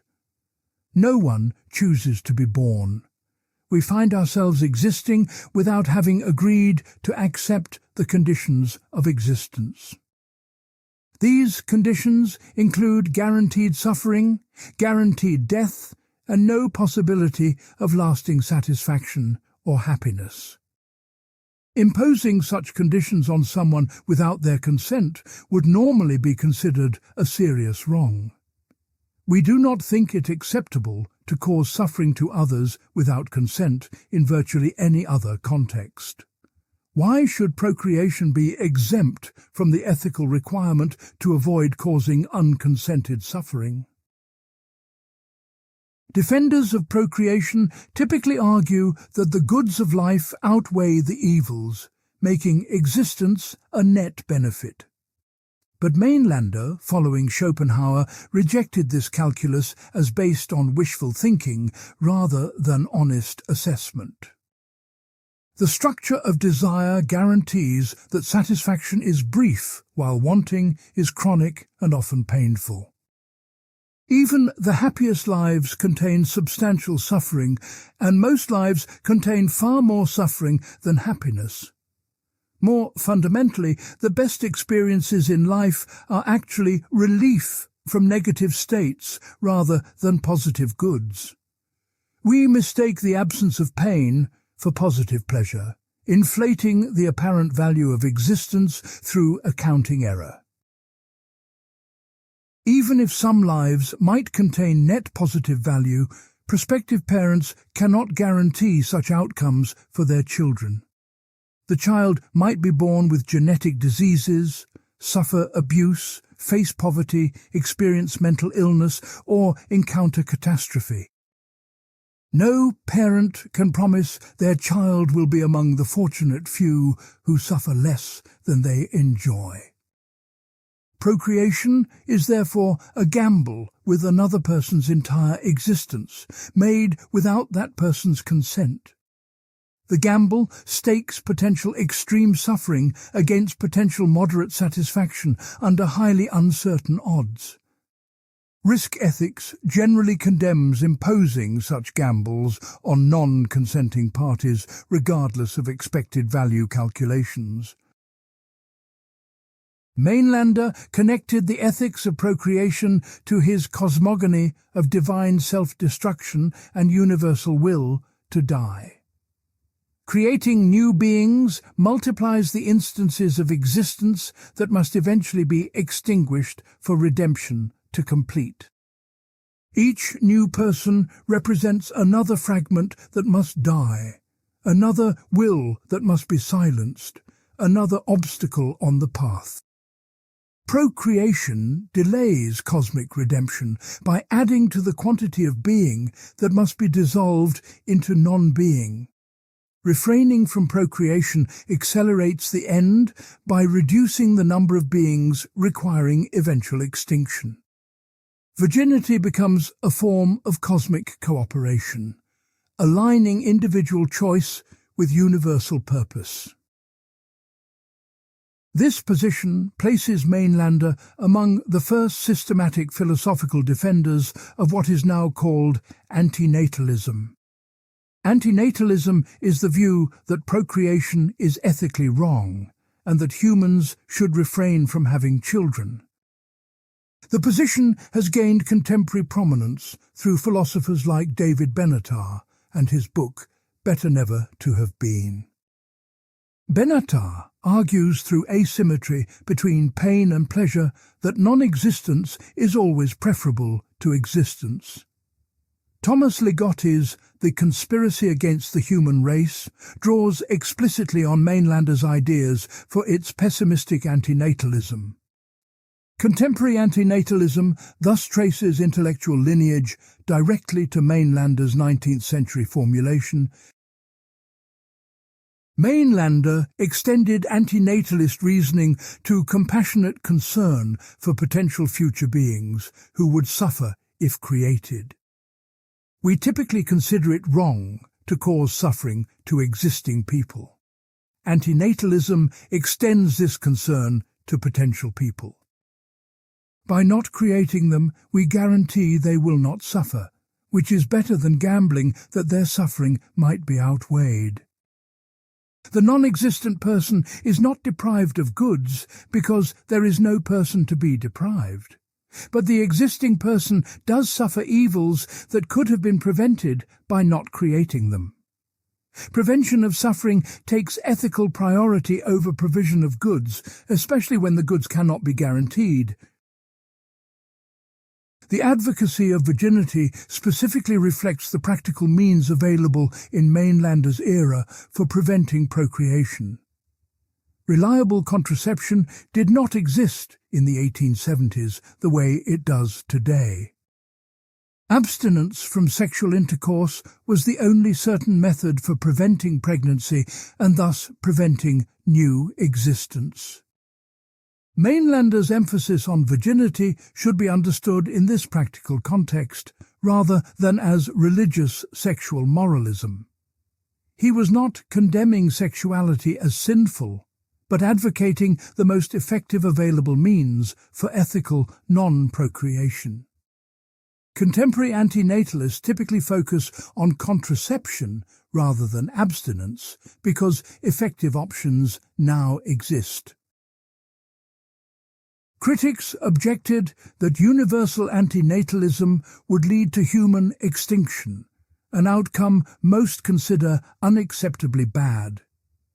Mainlander embraced this implication rather than retreating from it in the face of the objection. Human extinction would be good because it would end human suffering permanently without creating new sufferers. The horror most people feel at extinction reflects the will to live that obscures recognition of non-being superiority. We instinctively recoil from species death because we are programmed to perpetuate our genetic material unconsciously. Philosophy should not be held hostage to instinctive reactions that lack rational justification upon examination. The position also connects to Mainlander's critique of Schopenhauer's quietism as ethically insufficient. The Schopenhauerian saint withdraws from life but does nothing to prevent others from continuing the cycle of suffering. Mainlander's ethical agent remains engaged precisely to spread the understanding that motivates choosing non-procreation. Political and social action can create conditions where people recognize the value of voluntary population reduction. Education can free people from ignorant self-interest that drives thoughtless reproduction following mere biological urge. The ethical person works actively toward the eventual extinction of suffering through eventual extinction of sufferers. Part 10. Politics and Social Revolution. Mainlander's political philosophy distinguished his pessimism sharply from the quietist withdrawal Schopenhauer recommended. Schopenhauer viewed political engagement as futile distraction from the serious philosophical work of individual liberation. Social conditions might improve or worsen, but no political change could address the fundamental metaphysical suffering of existence. The wise person withdraws from political concerns and focuses on achieving personal denial of the will to live. Mainlander rejected this withdrawal as ethically inadequate and philosophically inconsistent with genuine pessimism. If existence is suffering, then reducing suffering wherever possible should be a central moral concern. Political and social structures profoundly affect the distribution and intensity of human suffering. Poverty forces people into degrading labor and denies them resources for physical and psychological well-being. Inequality creates hierarchies where some exploit others, multiplying suffering beyond what bare existence requires. Ignorance prevents people from understanding their situation and choosing paths that might reduce their suffering. These conditions can be changed through political action, even if the fundamental metaphysical situation cannot be changed. Failing to act politically means tolerating unnecessary suffering that concerted human effort could eliminate or reduce. Mainländer became sympathetic to social democracy, the political movement gaining strength in Germany during his lifetime. Social democrats sought to transform capitalism through democratic means, improving conditions for workers and the poor. They advocated redistribution of wealth, universal education, improved working conditions, and expanded political participation. These reforms could not eliminate suffering entirely, but they could reduce the unnecessary excess suffering that injustice creates. Mainländer saw social democracy as practically aligned with his ethical vision, even if its ultimate philosophical basis differed. Activists seeking justice for the oppressed were doing metaphysically significant work, whether they recognized this or not. The critique of quietism extends to Schopenhauer's relationship with Buddhist thought and its emphasis on individual liberation. Buddhism focuses on personal enlightenment through meditation, ethical conduct, and wisdom about the nature of existence. The enlightened individual escapes the cycle of rebirth, while others continue suffering indefinitely in ignorance. Mainländer found this aristocratic dimension of Buddhist soteriology morally troubling despite his appreciation for Buddhist insights. True compassion should seek liberation for all beings, not just for the spiritually advanced few who achieve personal enlightenment. Political action provides a vehicle for extending compassion beyond individual transformation to collective improvement. Mainländer argued that social justice is a prerequisite for the spreading of philosophical enlightenment to all people. People crushed by poverty and exploitation lack the leisure and education needed for philosophical reflection. They remain trapped in ignorant self-interest because their circumstances never allow them to question or transcend it. Creating conditions where everyone has access to education and freedom from crushing need serves cosmic redemption. More people can then recognize the value of non-being and choose accordingly, accelerating progress toward universal cessation. Social revolution becomes metaphysically significant action, not merely material improvement of material conditions. The political dimension of Mainländer's thought created a genuine tension with his simultaneous attraction to personal death. His letters to his sister Mina reveal uncertainty about whether to pursue political activism or accept death and end his existence. He wrote that if he was not to seek death with pleasure, he must enter the realm of social democracy. Political engagement would exhaust and distract him from the seductive voices of longing for absolute rest. He seemed to view activism and suicide as alternative paths, each with its own justification and appropriateness. The choice between them depended on assessment of whether he could contribute more by living or by demonstrating his doctrine through death. This tension was not inconsistency, but a genuine philosophical question his system raised without definitively answering. How does the individual determine when continued existence serves cosmic purpose and when it no longer does? Mainländer provided no algorithm or formula. The decision requires personal judgment about circumstances and capacities. Some people can teach, write, and organize more effectively than others. Their continued existence has different value. Mainländer apparently concluded that publishing his philosophical system completed his most important potential contribution. Others might reach different conclusions about their own situations and obligations without violating his ethical framework. The political philosophy also addresses the role of the state and its proper relationship to individual freedom. Mainländer advocated a minimal state that protects basic rights and provides conditions for education and enlightenment. Excessive state power becomes another source of oppression, imposing suffering through bureaucratic violence and control.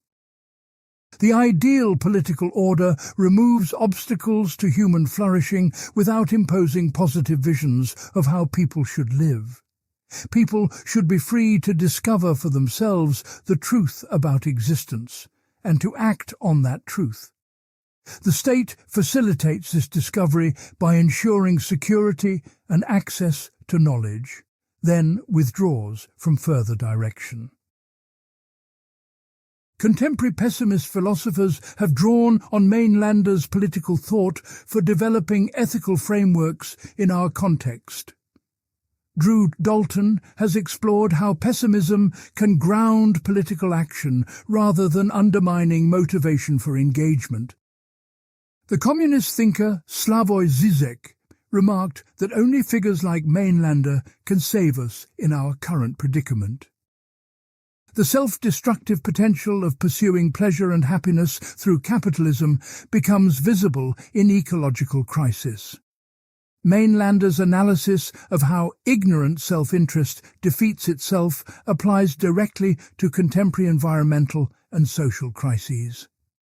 His synthesis of pessimism with political engagement offers resources for addressing problems that purely optimistic frameworks cannot solve. Part 11. Religion Reconsidered. Mainländer developed a comprehensive philosophy of religion that traced human spiritual development through historical stages.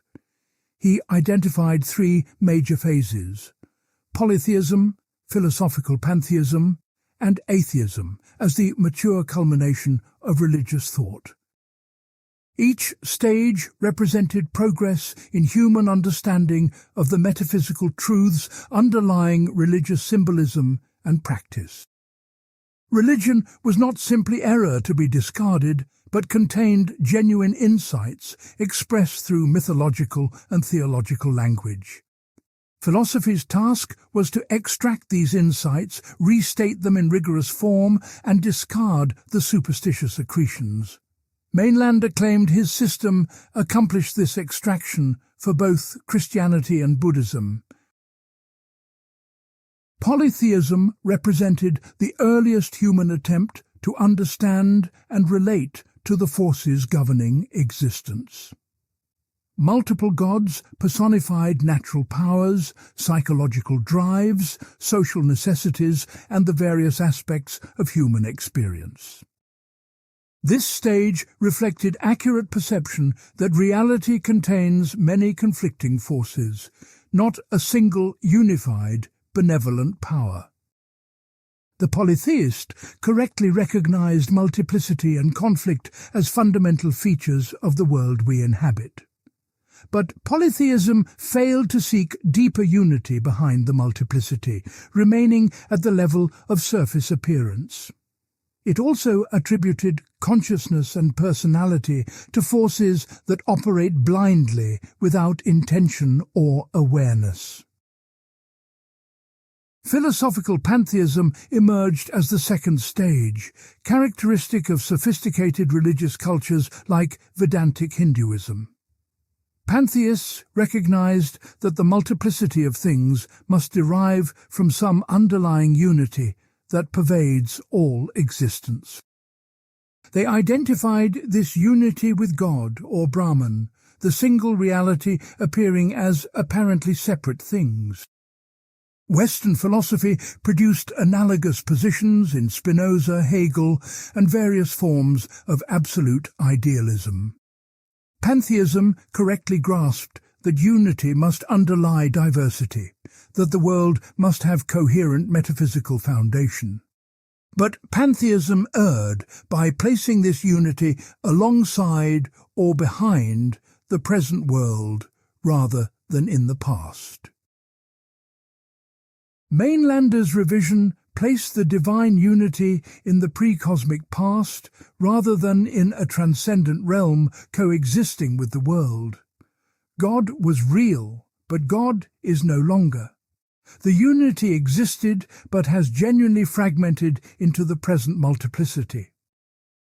This position preserves the pantheist insight about underlying unity while avoiding the problems of transcendent metaphysics.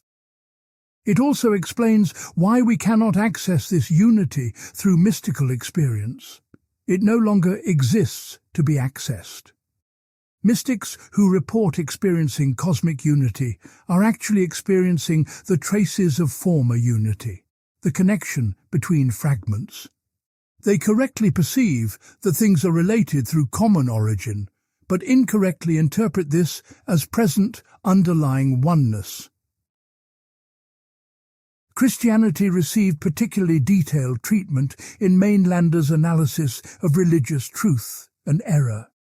He believed Christianity contained profound insights about existence that traditional theology had obscured through dogmatic elaboration. The central Christian insight is that God sacrificed himself for the salvation of humanity and all creation. This captures in mythological language the metaphysical truth that God destroyed himself to enable the universe and its redemption. The cross symbolizes divine self-destruction, and resurrection symbolizes the continuation of divine will in fragmented form. Redemption through Christ's death anticipates the redemption of all beings through their own eventual deaths and cosmic dissolution. Mainlander rejected specific Christian doctrines as distortions or unnecessary additions to the core salvific insight. The Trinity, the virgin birth, bodily resurrection, and eternal afterlife all represent metaphysical confusions requiring correction. There is no triune God, but a single God who died. There is no resurrection to eternal life, but absolute cessation. Heaven and hell are mythological projections of hope and fear onto a future that actually contains only nothingness.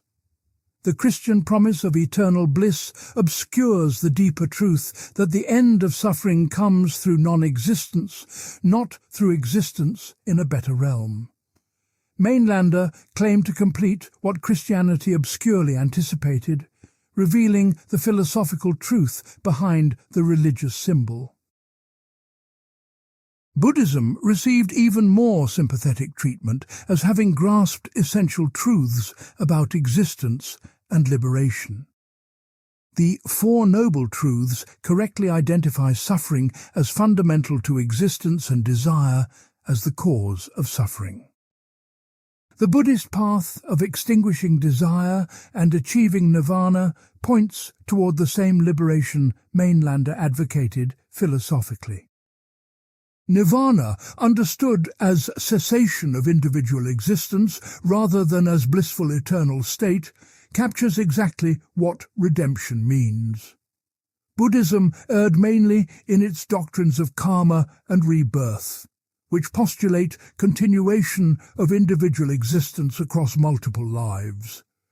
Mainlander replaced these with the single life, followed by absolute annihilation that immanent philosophy requires. The synthesis of religion with science formed a central ambition of Mainlander's philosophical project. He wanted to show that religious insights about existence, properly interpreted, align with scientific understanding of nature. Science reveals universal entropy, universal mortality, origin from singular states, and direction toward dissolution. Religion reveals through symbol and myth the same cosmic story of creation through divine sacrifice and redemption through death. Philosophy mediates between them, showing how mythological language and scientific language describe the same underlying reality. Atheism becomes the mature religious position because it recognizes that God genuinely existed but genuinely died. This atheism differs from the materialist atheism that simply denies any divine reality ever existed at all. Mainlander's atheism is paradoxically more religious than typical atheism because it takes the God concept seriously metaphysically. God was necessary to explain why the universe exists and has the character it displays. But God's necessity was temporary. Having caused the universe through self-destruction, God no longer exists or acts. We live in a post-divine cosmos, the aftermath of theocide, going through the death of God as continuing process. This position honors religious intuition while subjecting it to philosophical critique and scientific discipline. Mainlander predicted that humanity would eventually arrive at his philosophical atheism through cultural and intellectual development. Religion would not simply disappear, but would transform into explicit philosophical understanding of what it always obscurely meant. The great religious traditions prepared humanity for this final recognition by teaching sacrifice, death, and liberation symbolically. Philosophy completes religion by making explicit the truth that religion conveyed through story, ritual, and mystical experience. Mainlander saw himself as the philosophical apostle, bringing this completion, the Paul to Schopenhauer's Christ, as he once described it. His system would replace religious faith with philosophical knowledge while preserving what was genuinely true in religious teaching. Part 12. The Shadow on Nietzsche. Friedrich Nietzsche read Mainlander's Philosophy of Redemption immediately upon its publication in 1876. He acquired the book before any reviews appeared, suggesting active interest in this new voice from the Schopenhauerian tradition. The work contributed to Nietzsche's final break with Schopenhauer's philosophy, a separation already underway, but not yet complete. Yet Nietzsche rarely mentioned Mainlander in his published writings, and when he did, the references were dismissive and hostile.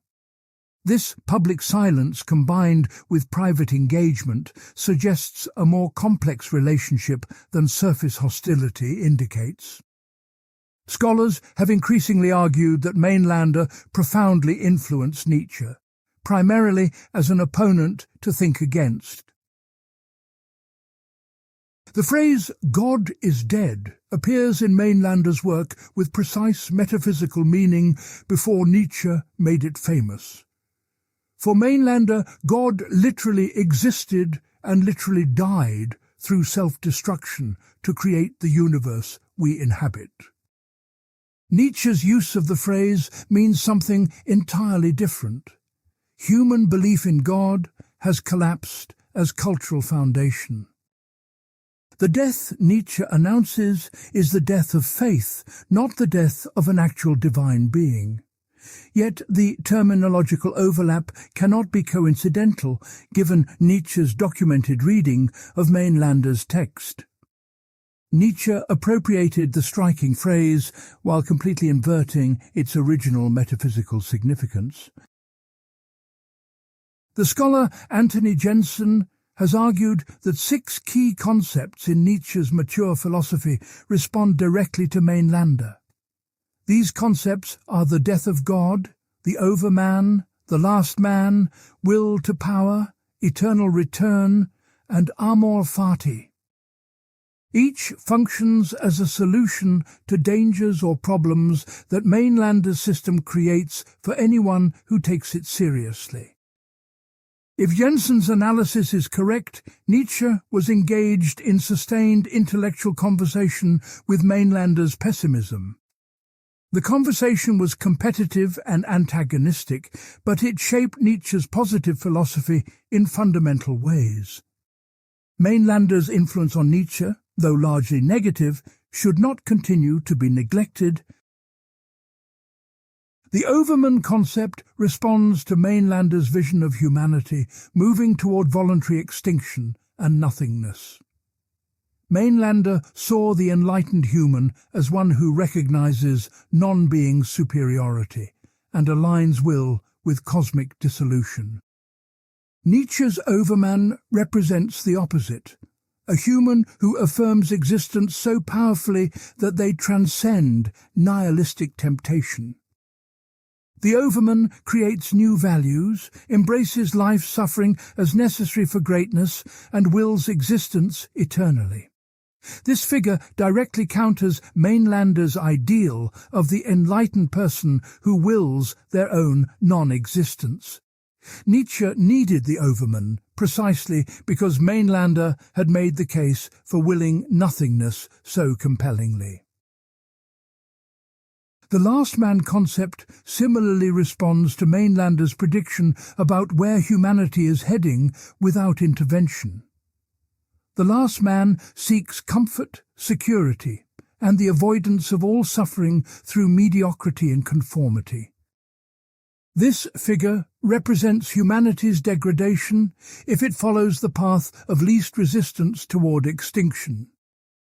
Nietzsche saw in Mainlander's antinatalism and praise of cessation a philosophical justification for becoming last men.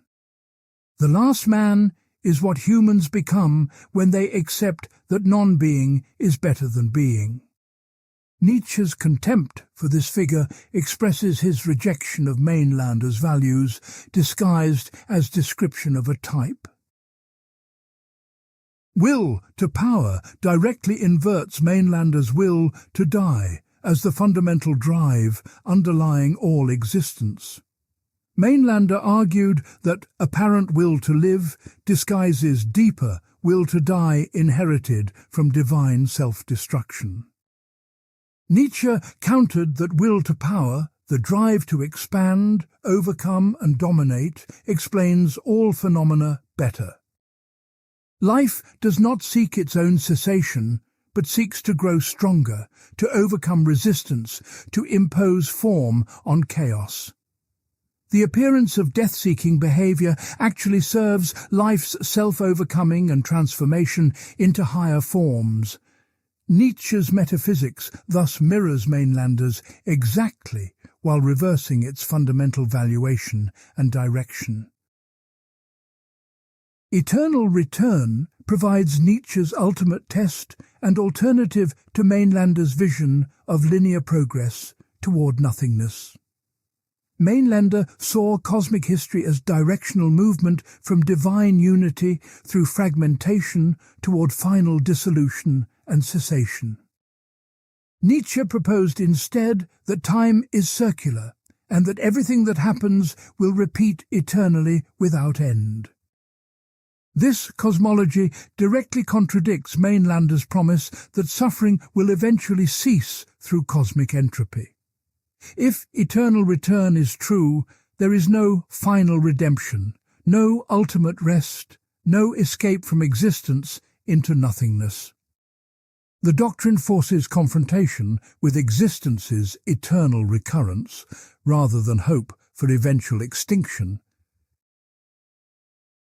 Amor fati, the love of fate, represents Nietzsche's ethical response to the existential situation eternal return creates. If everything repeats eternally, the only life-affirming response is to will this repetition, to love one's fate entirely. This means affirming every suffering, every loss, every apparent evil as necessary components of an existence one embraces. Amor fati directly opposes Mainlander's ethical conclusion that one should will non-existence and work towards cessation. Where Mainlander found peace in accepting the trajectory toward nothingness, Nietzsche found affirmation in eternally willing existence. The two positions represent perhaps the starkest possible opposition in philosophical attitudes toward life. Nietzsche's dismissive public comments about Mainlander suggest anxiety of influence rather than genuine contempt. Calling someone a sickeningly sentimental apostle of virginity does not constitute philosophical refutation of their arguments. The personal attack deflects attention from the substantive challenge Mainlander's pessimism posed to any life-affirming philosophy. Nietzsche needed to defeat Mainlander philosophically, not merely mock him, to establish his own position securely. The elaborate counter-concepts he developed suggest he took this need seriously, even while publicly dismissing the opponent. Mainlander haunted Nietzsche precisely because his arguments were strong enough to require comprehensive, systematic response. The relationship illuminates how philosophers develop positions through opposition as much as through positive construction. Nietzsche might never have developed his mature philosophy without Mainlander's pessimism as antagonist to overcome. The will to power, eternal return, and overman emerged from the need to answer the will to die and its implications.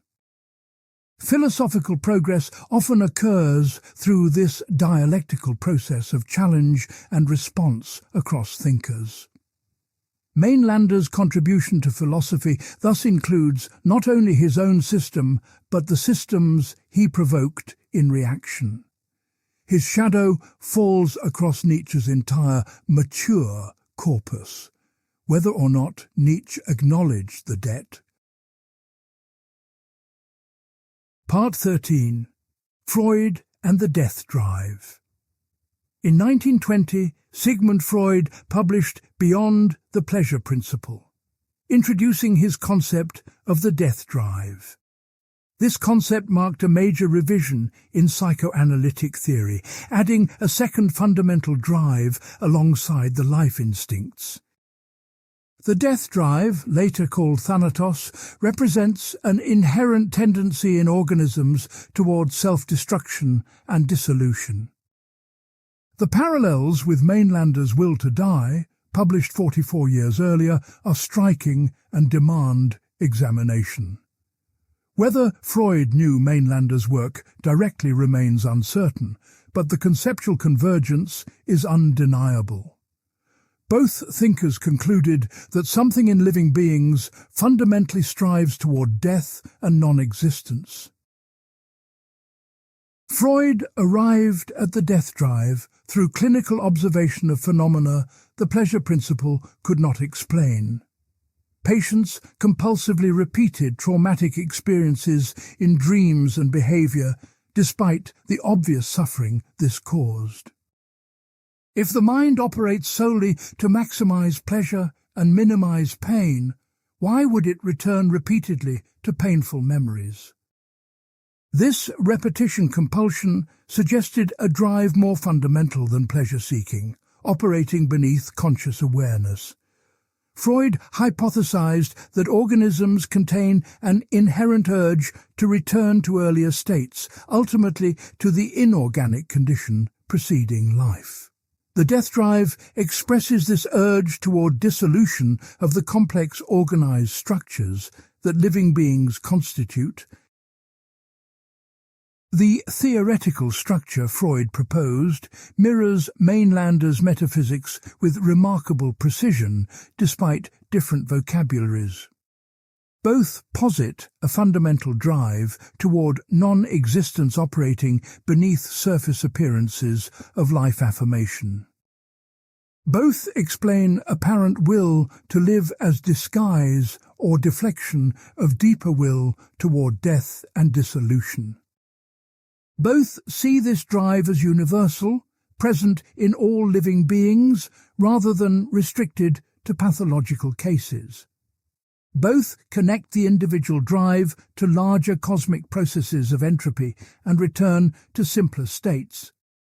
The convergence suggests either direct influence, indirect transmission, or independent discovery of genuine psychological truth. Freud grounded the death drive in biological speculation about the nature and origin of life itself. He proposed that life arose from inorganic matter through some unknown process and retains the tendency to return there. The conservative nature of instincts means they seek to restore earlier conditions, and the earliest condition was non-life. Every organism therefore carries within it the drive to undo its own existence and return to inorganic simplicity. This biological framing parallels Mainlander's metaphysical claim that all beings inherit will to die from divine self-destruction. The difference is framing rather than substance. Freud speaks biology where Mainlander spoke metaphysics. Freud connected the death drive to thermodynamic principles, particularly the concept of entropy increase. He invoked what he called the nirvana principle, the tendency of the mental apparatus to reduce tension to zero. Complete tension reduction means complete cessation of mental activity, which means death of the psyche. This parallels the thermodynamic tendency toward equilibrium, the state of maximum entropy and minimum available energy. Mainlander had made essentially the same connection between psychological will to die and physical entropy decades earlier. Both thinkers saw thermodynamics as providing scientific grounding for their claims about fundamental drives toward dissolution. The relationship between death drive and life instincts in Freud's mature theory involves complex interaction rather than simple opposition. Eros, the life drive, seeks to bind things together, create complexity, and preserve organic unity. Thanatos seeks to dissolve bonds, reduce complexity, and return organized matter to disorganized inorganic state. These drives combine and conflict in various ways, producing the observable phenomena of human psychology and behavior. Aggression represents death drive directed outward against external objects rather than against the self. Sadism domesticates the death drive by channeling destructive energy into forms compatible with continued life. Mainlander anticipated this dynamic through his distinction between ignorant and enlightened manifestations of will to die. Ignorant will to die expresses itself through disguised life affirmation that actually serves eventual dissolution. Enlightened will to die recognizes itself explicitly and can be directed consciously toward appropriate ends. The transformation from ignorant to enlightened parallels Freud's later therapeutic goal of making unconscious drives conscious.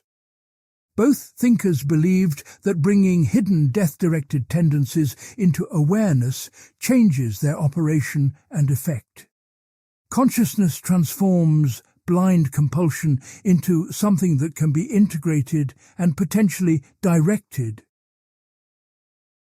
Scholars debate whether Freud knew Mainlander's work or arrived at similar conclusions independently through different methods. No direct evidence confirms that Freud read The Philosophy of Redemption or knew its arguments firsthand.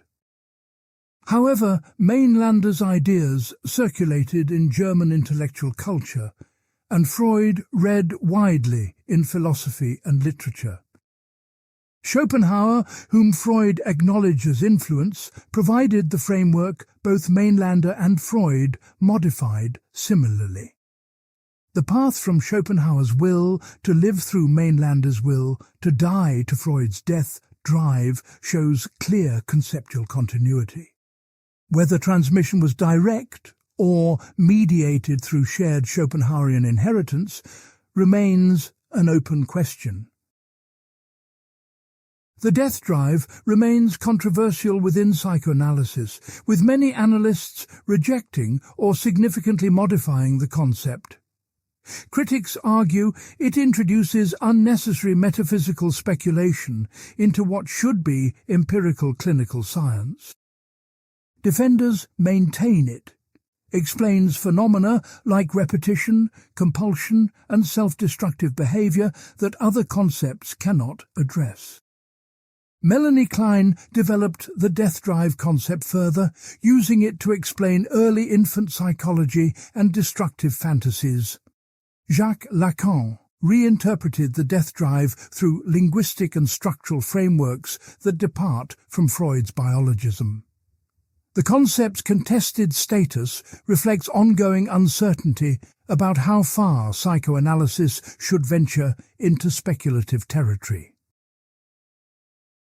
Regardless of psychoanalytic debates, the Freud-Mainländer parallel reveals something important about recurring human intuitions. The idea that we harbour self-destructive tendencies beneath conscious life-affirming attitudes appears across diverse intellectual traditions. Buddhist recognition that attachment causes suffering and liberation requires letting go reflects similar insight. The Christian emphasis on dying to self before spiritual rebirth carries analogous psychological meaning. Mainlander's metaphysics, Freud's psychology, and religious traditions may all be tracking genuine features of human experience. The convergence suggests that will to die or death drive names something real that demands acknowledgement and integration. Part 14. Modern Pessimism. Mainlander's influence extends into contemporary pessimist philosophy through several channels of transmission and development. Emil Cioran, the Romanian philosopher of despair, explicitly acknowledged Mainlander as a thinker who particularly attracted him. Thomas Ligotti, the horror fiction writer, expounds Mainlander's ideas extensively in The Conspiracy Against the Human Race. David Benatar's Better Never to Have Been develops antinatalist arguments that parallel Mainlander's ethical conclusions. These contemporary figures represent a revival of pessimist philosophy after decades of relative neglect and dismissal. Mainlander provides historical depth and systematic foundation for positions that might otherwise seem merely personal attitudes. Cioran spent his career developing a fragmentary pessimist philosophy through aphorisms, essays, and meditations on futility. His books, with titles like The Trouble with Being Born and A Short History of Decay, convey their orientation immediately. Cioran read Mainlander and found in him a predecessor who had systematized insights. Cioran expressed more aphoristically. The Trouble with Being Born echoes Mainlander's Antinatalism, arguing that birth is catastrophe rather than blessing. Both thinkers concluded that non-existence is preferable to existence, and that procreation perpetuates a harmful condition. Cioran lacks Mainlander's systematic metaphysics, but shares his fundamental evaluation of existence as negative value.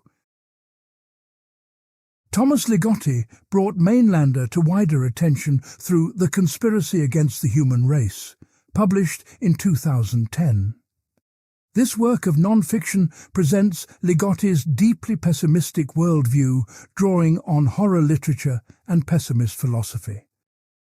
Ligotti describes Mainlander's creation myth in detail, presenting God's suicide as central to understanding human existence.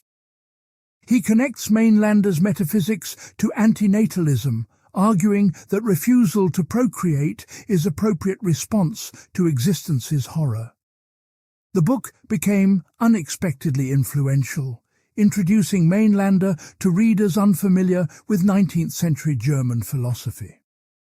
Ligotti's popularization contributed to the contemporary resurgence of interest in pessimism and antinatalism. David Benatar's philosophical antinatalism develops arguments structurally similar to Mainlander's, though arrived at independently. Benatar argues through an asymmetry between pain and pleasure that coming into existence is always harmful to the one created. The absence of pain is good even if no one experiences it, while the absence of pleasure is not bad if no one is deprived.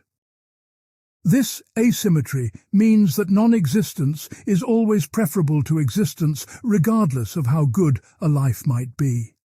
Mainlander reached the same conclusion through different reasoning. Existence is suffering, non-being is peace, procreation perpetuates harm. The convergence of distinct arguments on the same conclusion strengthens the case for antinatalism. The Norwegian philosopher Peter Wessel Zapf developed pessimist philosophy emphasizing cognitive rather than hedonic considerations.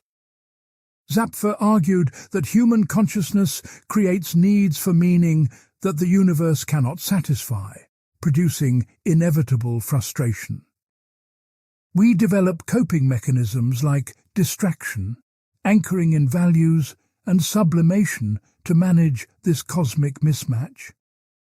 But these mechanisms merely postpone confrontation with the fundamental absurdity of conscious existence in meaningless cosmos. Zapf concluded, like Mainlander, that humanity should cease procreating and allow itself to peacefully disappear. His essay, The Last Messiah, articulates this position with literary power that influenced later pessimist and antinatalist thinkers. Contemporary pessimism faces the challenge of distinguishing philosophical position from psychological condition or passing mood. Critics often dismiss pessimists as depressed individuals, projecting personal suffering onto metaphysical claims about existence. This dismissal assumes that accurate assessment of existence would yield optimistic or at least neutral conclusions. Pessimists respond that the dismissal itself reflects motivated reasoning, the desire to believe existence is worthwhile despite evidence. We want life to be good and interpret ambiguous evidence through this lens of wishful thinking.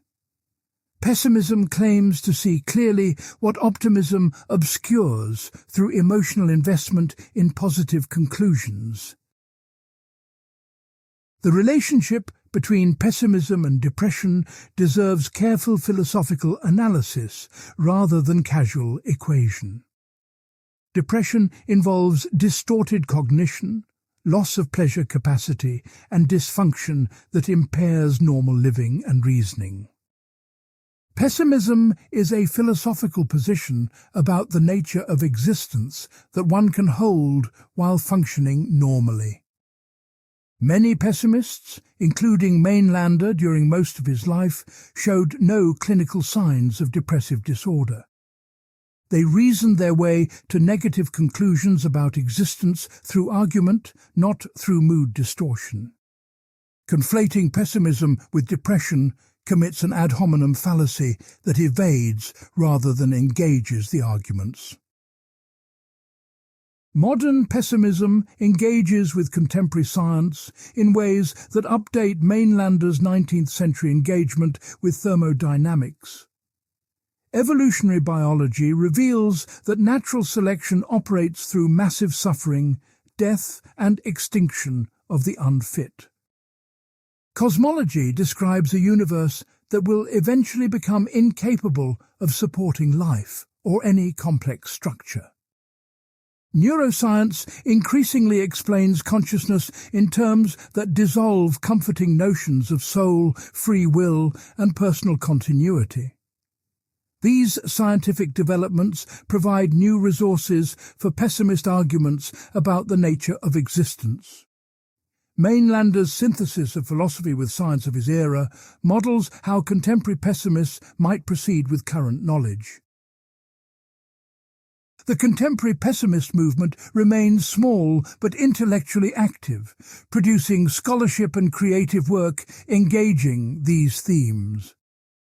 Academic journals publish philosophical analyses of antinatalism, negative utilitarianism, and related pessimist positions. Popular works like Ligotti's book and various online communities spread pessimist ideas beyond professional philosophy. The Internet enables geographically dispersed pessimists to find each other and develop shared intellectual culture. Whether this represents a significant philosophical development or marginal curiosity remains to be seen. But Mainlander's long-neglected ideas now receive more attention than at any time since the years immediately following his death. Part 15. Biology and Evolution. Mainlander wrote before Darwin's theory of evolution achieved its current scientific dominance, but his philosophy engages biological questions deeply. He recognized that living organisms display the same entropic tendencies toward decay and dissolution that characterize all physical systems. Life appears to resist entropy locally by maintaining organized structures, but this resistance is temporary and ultimately futile. Every organism ages, deteriorates and dies, returning its matter and energy to simpler, less organized forms. Biology, properly understood, confirms rather than contradicts the metaphysical vision of universal will to die. Life is not exemption from cosmic entropy, but a particular pathway through which entropy achieves its increase. Modern biology reveals that death is not merely external accident, but is genetically programmed into complex organisms. Telomeres, the protective caps on chromosomes, shorten with each cell division until cells can no longer replicate properly. Apoptosis, programmed cell death, eliminates damaged or unnecessary cells through internally triggered self-destruction mechanisms. Senescence, the biological process of aging, follows predictable patterns encoded in genetic information rather than random deterioration. These mechanisms suggest that evolution has built death into life as feature rather than bug or unfortunate limitation. Natural selection favored organisms that die because death serves functions that benefit gene propagation across generations. Mainländer would interpret these biological facts as manifestations of the will to die operating through genetic and cellular mechanisms. The genes that program death are themselves carrying out the inherited divine intention toward non-existence distributed through all matter. Evolution discovered that mortality serves the cosmic purpose because mortal organisms dissipate energy more effectively than immortal ones would. The turnover of generations accelerates entropy by continuously breaking down complex structures and building new ones to break down. Life is an entropy-accelerating machine disguised as an entropy-resisting phenomenon through short-term local observations.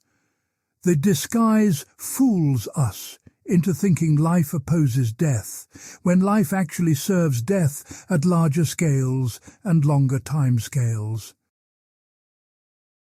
The evolutionary history of life on Earth illustrates the pattern of arising, flourishing, and extinction Mainlander's metaphysics predicts. Over 99% of all species that have ever existed are now extinct, their lineages terminated permanently. Mass extinctions have repeatedly wiped out large percentages of existing species, resetting evolutionary development multiple times. The current biodiversity represents a temporary snapshot of ongoing processes that produce and destroy species continuously. Individual organisms die, species go extinct, entire ecosystems collapse, and eventually all Earth life will end. The trajectory points consistently toward reduction of living complexity rather than its indefinite increase or maintenance. The phenomenon of aging presents particular puzzles that Mainlander's framework helps illuminate philosophically. Why do organisms age rather than simply maintaining themselves indefinitely through continuous repair and replacement of components? The body replaces most of its cells regularly. In principle, this replacement could continue forever without cumulative deterioration. Yet organisms age and die anyway, as if death were the goal rather than unfortunate failure of maintenance systems. Evolutionary biologists explain aging through theories about resource allocation and declining selection pressure after reproduction. Mainlander would see these proximate explanations as serving the ultimate explanation. Organisms are built to die because death is the cosmic purpose. The relationship between individual death and species reproduction creates an interesting tension within Mainlander's antinatalist ethics. Reproduction appears to perpetuate life, creating new beings who will suffer and eventually require their own deaths. But reproduction also multiplies the instances of mortality, creating more beings who will die and thus more events of dissolution. From one perspective, reproduction delays cosmic redemption by adding to the quantity of existence requiring eventual extinction. From another perspective, reproduction accelerates entropy by increasing the total amount of living activity and eventual dying.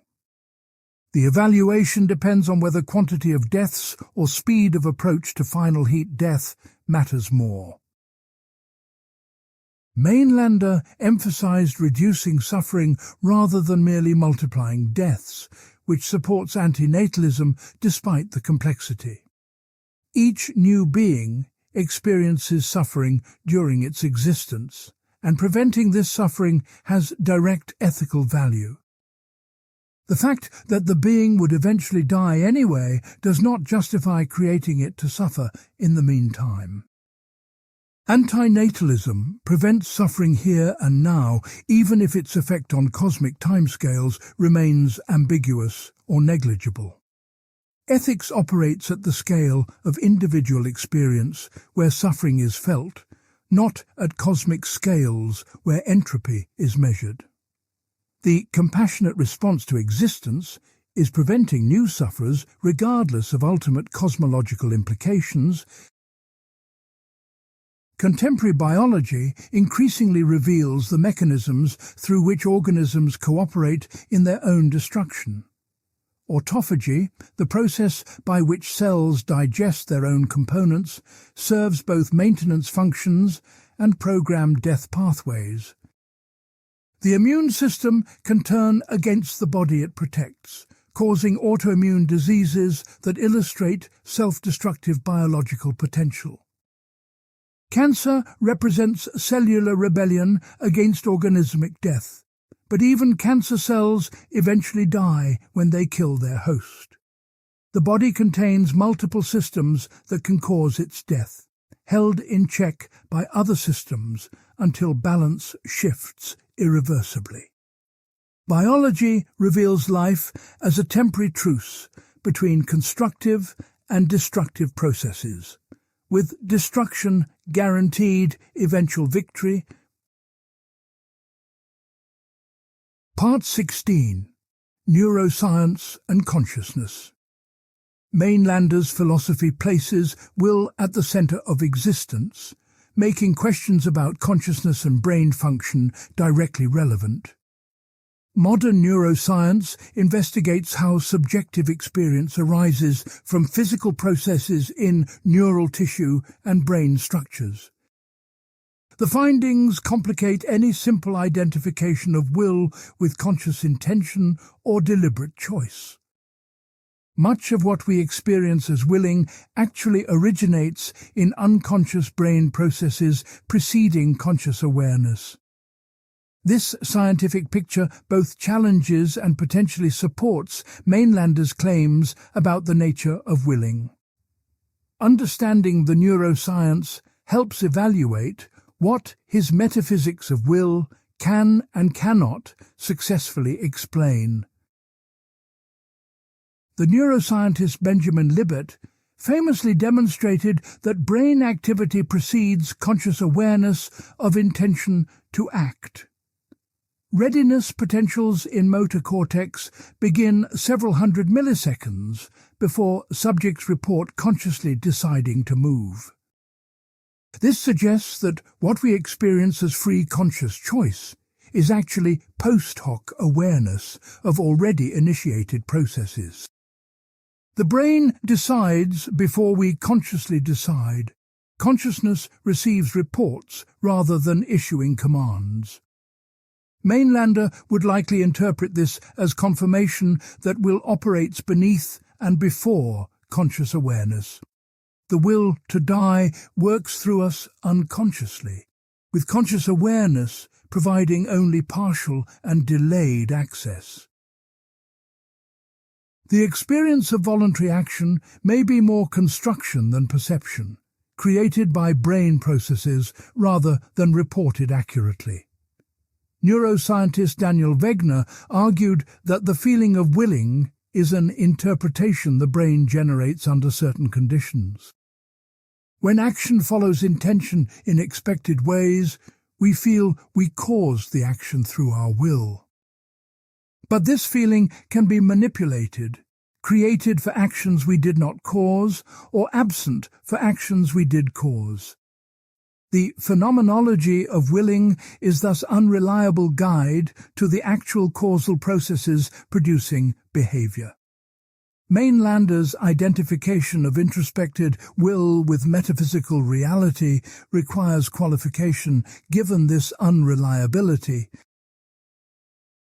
However, neuroscience also reveals that the brain contains powerful drives operating beneath conscious awareness continuously. Limbic system structures generate motivations, desires, and aversions that shape behavior whether or not we consciously recognize them. The hypothalamus regulates survival-related behaviors through mechanisms that do not require conscious deliberation to operate. These unconscious drives correspond better to what Mainlander meant by will than conscious deliberate intention does. The will, he posited, was never primarily conscious choice, but underlying striving that consciousness only partially accesses. Neuroscience confirms that such underlying striving exists and powerfully shapes behavior and experience. The question whether will fundamentally aims at life or death becomes empirical question about the balance of brain systems. The brain contains both approach systems that pursue rewards and avoidance systems that flee threats and harms. It contains both systems that maintain homeostasis and life, and systems that can produce self-destructive behavior and death. The balance between these systems varies across individual situations and developmental stages throughout the lifespan. Mainlanders claim that will to die underlies, will to live requires showing that death-directed processes are more fundamental.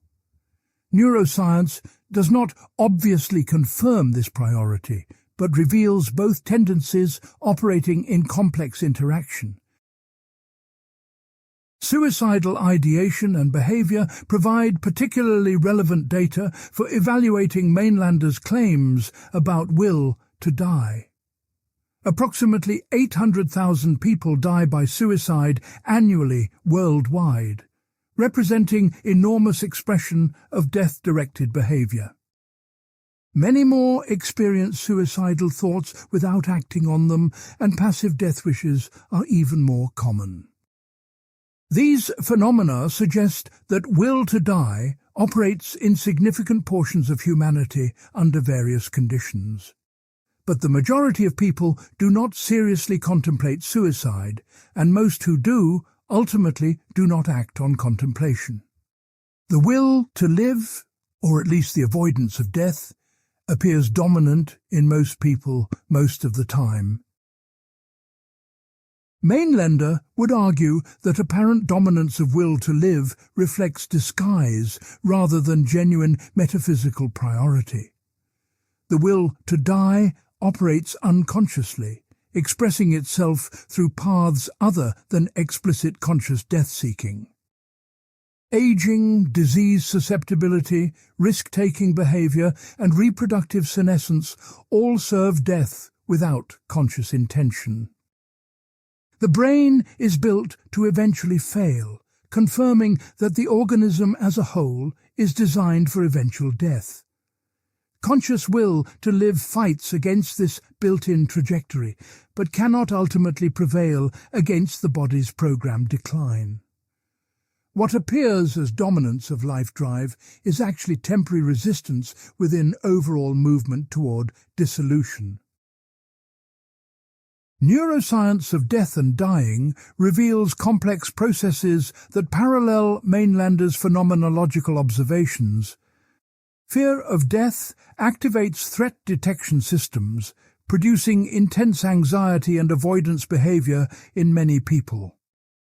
Yet near-death experiences often involve peace, acceptance, and even blissful states as death approaches closely. Terminal patients frequently shift from fighting death to accepting and even welcoming it as the end approaches. The brain seems equipped both to resist death and to facilitate peaceful transition when death becomes inevitable. This dual equipment suggests biological ambivalence about death rather than simple uniform opposition to it. The dissolution of self that death brings can be experienced in modified forms through meditation, psychedelic states, and neurological conditions. Meditators report experiences of ego dissolution where the sense of separate self temporarily disappears entirely. Psychedelic drugs produce similar states of self-transcendence, often described as profound and transformative experiences. These experiences are typically reported as positive, even blissful, suggesting that self-dissolution is not inherently terrifying. Mainlanders claim that non-existence represents peace rather than horror, find some support in these altered state reports. The brain appears capable of experiencing its own dissolution positively when circumstances trigger such experiences. Part 17. Economic and Sociological Dimensions. Mainlanders' philosophy contains substantial engagement with economic and social questions that deserve explicit examination. His sympathy for social democracy and critique of quietism reflected genuine concern for material conditions affecting human suffering. Economic structures determine how labour is organised, how resources are distributed, and who bears which burdens and costs. These structures profoundly affect the quantity and distribution of suffering independent of metaphysical facts about existence. Even if existence is inherently suffering, economic arrangements can worsen or ameliorate how much beings actually suffer. Mainländer therefore cared about political economy as an arena for ethical action within his pessimistic framework. Capitalism as economic system generates specific patterns of suffering through its structural features and incentives. Competition for profit drives exploitation of workers who must sell labor to survive in systems they do not control. Inequality concentrates resources among few, while many lack basic necessities for tolerable existence. Cycles of boom and bust create insecurity, unemployment, and disruption that compound inherent existential suffering with preventable economic suffering. Mainlander's era witnessed industrial capitalism's harsh conditions: long hours, dangerous workplaces, child labor, urban poverty. His social democratic sympathies responded to these observable harms that political action could potentially address. The pessimist analysis of capitalism goes deeper than merely noting that capitalism causes suffering that could be reduced. Capitalism depends on perpetual growth, continuously expanding production and consumption to maintain profitability and employment. This growth imperative conflicts with finite resources and ecological limits, making capitalism ultimately unsustainable and self-destructive. The system contains internal contradictions that will eventually produce collapse regardless of reformist interventions. Mainlander's metaphysics of universal movement toward dissolution finds sociological parallel in capitalism's trajectory toward crisis. Economic systems, like everything else, embody the will to die through their built-in tendencies toward self-destruction. Consumer culture represents particularly clear manifestation of ignorant self-interest that Mainländer analyzed philosophically. Advertising creates desires for products that promise satisfaction but deliver only temporary relief, followed by renewed wanting. The hedonic treadmill keeps consumers pursuing purchases that never produce lasting happiness, exactly as Schopenhauerian analysis predicts. Resources are extracted, processed, consumed, and discarded in accelerating cycles that increase entropy continuously. Consumer capitalism is an entropy production machine fueled by insatiable desires that can never be satisfied by their objects. The system illustrates perfectly how will to live disguises will to die through activity that hastens cosmic dissolution. Sociology examines how social structures shape individual experience and behavior through institutions, norms, and relationships. Mainlander's philosophy implies sociological claims about how social conditions affect recognition of existence's true nature. Ignorance about the will to die is not merely individual failure, but is socially produced and maintained systematically. Cultures celebrate life, encourage reproduction, stigmatize pessimism, and suppress recognition of death's centrality to existence. These cultural patterns serve biological reproduction and economic production, but obscure philosophical truth about existence. Enlightenment requires breaking through socially constructed illusions, not just overcoming individual cognitive limitations. The sociology of knowledge helps explain why pessimism remains marginal, despite what pessimists consider its obvious truth. Societies cannot function if most members recognize that existence is suffering and non-existence is preferable. Economic production requires workers who believe their labor is meaningful and that life is worth the effort. Biological reproduction requires people who want children and believe procreation is good rather than harmful. Social order requires citizens who accept the legitimacy of institutions and cooperate in collective projects. Pessimism threatens all these requirements, so societies develop mechanisms to marginalize, pathologize, and suppress pessimistic views. Religion functions sociologically as a primary mechanism for maintaining life-affirming illusions against pessimistic recognition. Religious promises of afterlife, divine purpose, and ultimate justice make suffering bearable by placing it in meaningful narrative. Heaven compensates for earthly suffering. God has reasons we cannot understand. Everything happens for a purpose. These beliefs console but also obscure the truth that existence is suffering without compensation or higher meaning. Mainländer saw authentic religious insight beneath the consoling illusions, but most religious practice serves social function of illusion maintenance. Secularization removes religious consolation without providing the philosophical understanding that could replace it adequately. Contemporary sociological phenomena confirm patterns Mainlander's framework would predict about societies approaching recognition of truth. Declining birth rates in developed countries suggest that material comfort and education reduce rather than increase desire for children.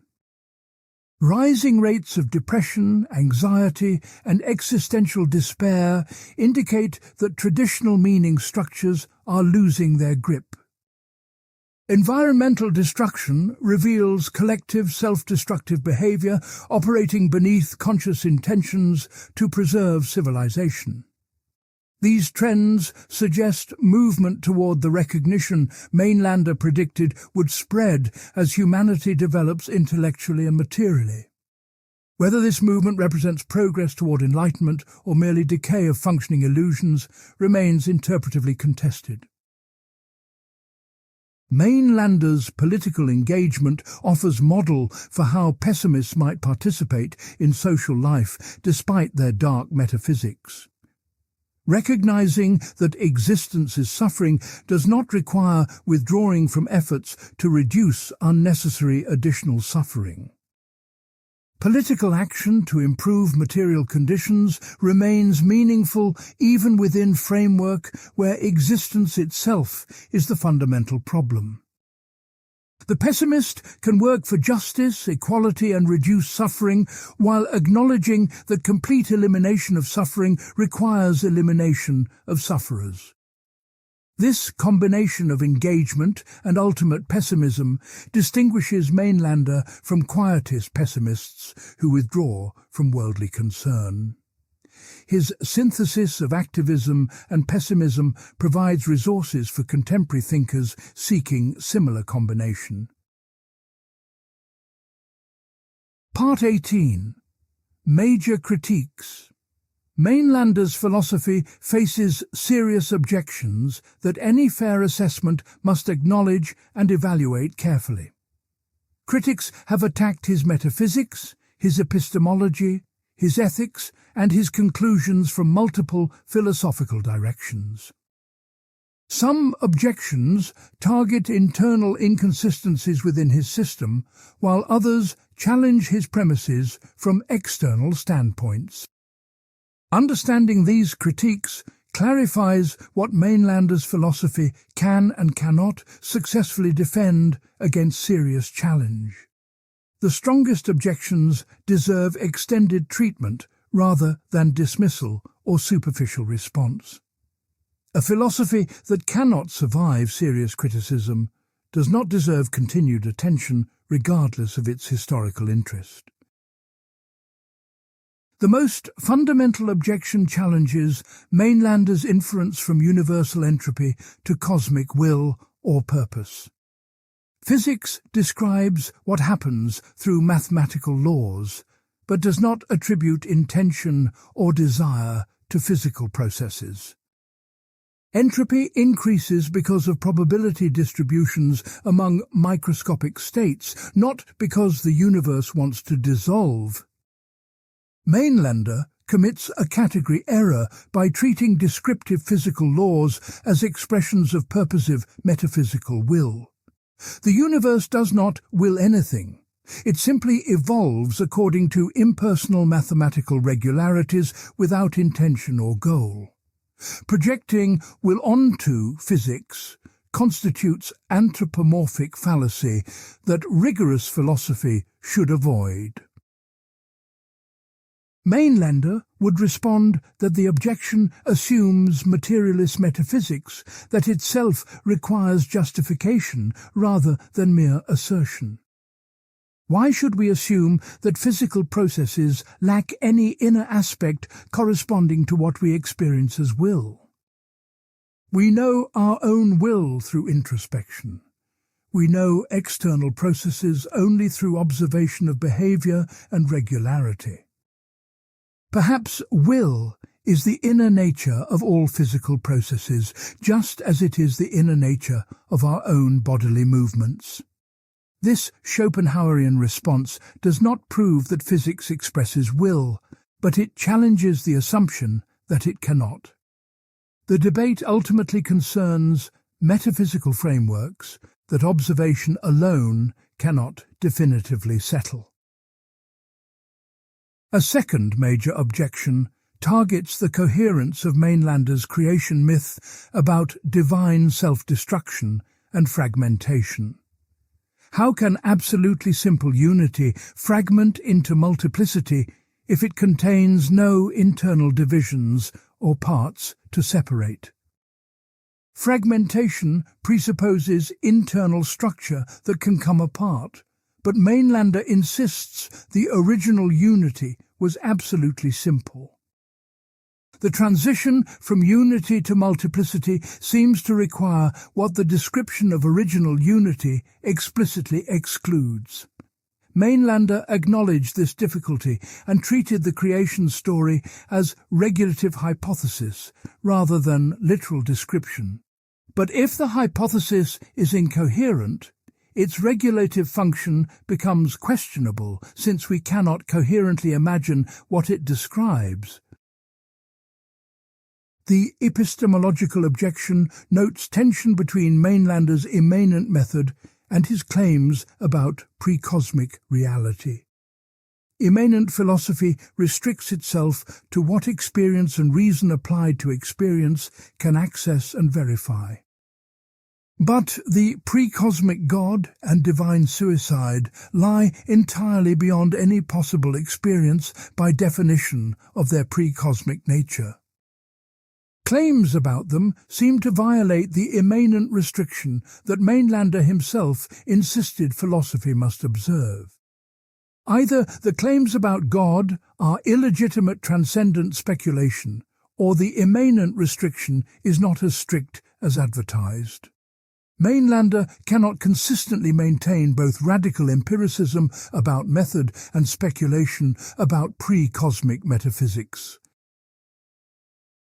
Mainlander's response appeals to the regulative function of the God concept in making sense of experienced features of existence. We experience universal entropy, universal mortality, and universal suffering as features of the world we inhabit. These features demand explanation, and divine self-destruction provides the most coherent hypothesis explaining their conjunction. The hypothesis is justified by its explanatory power regarding experience, not by direct access to transcendent pre-cosmic reality. This response has merit, but leaves uncertainty about how much explanatory power justifies metaphysical hypotheses beyond experience. Competing hypotheses might explain the same features without invoking divine suicide or transcendent claims at all. Ethical objections target Mainlander's conclusions about antinatalism, the value of non-existence, and the appropriateness of suicide. If non-being is better than being, why should we care about reducing suffering rather than simply ending existence immediately? The elaborate ethical framework Mainlander constructs seems undermined by the metaphysics that makes death the ultimate good. Critics argue that genuine belief in non-being's superiority would motivate immediate suicide, not political engagement or compassionate action. Mainlander's own suicide might confirm this critique, while his prior years of engaged living might complicate it. The relationship between his metaphysics and ethics requires more careful articulation than he always provided. Psychological objections question whether Mainlander's philosophy reflects genuine insight or personal pathology projected onto existence. His family history included mental illness, suicide, and his own eventual self-destruction at age 34. Perhaps the philosophy rationalizes despair arising from psychological condition rather than describing objective metaphysical reality. This objection commits ad hominem fallacy by attacking the person rather than the arguments, but it cannot be entirely dismissed. Philosophers are human beings whose perspectives are shaped by personal history and psychological constitution. The question is whether the arguments stand independently of the psychology that may have motivated developing them. Defenders respond that psychological origins do not determine philosophical validity. Truth is truth regardless of who discovers it or why. A depressed person might see reality more clearly than a cheerful person whose mood distorts perception optimistically. The arguments must be evaluated on their merits, not dismissed because of speculation about their psychological origins. Many respected philosophers had difficult personal lives without this being used to dismiss their philosophical contributions. The focus should be on whether Mainlander's premises are true and his inferences valid, not on his mental health history. The critique illuminates why some people might find pessimism compelling but does not refute the pessimist arguments themselves. Part 19.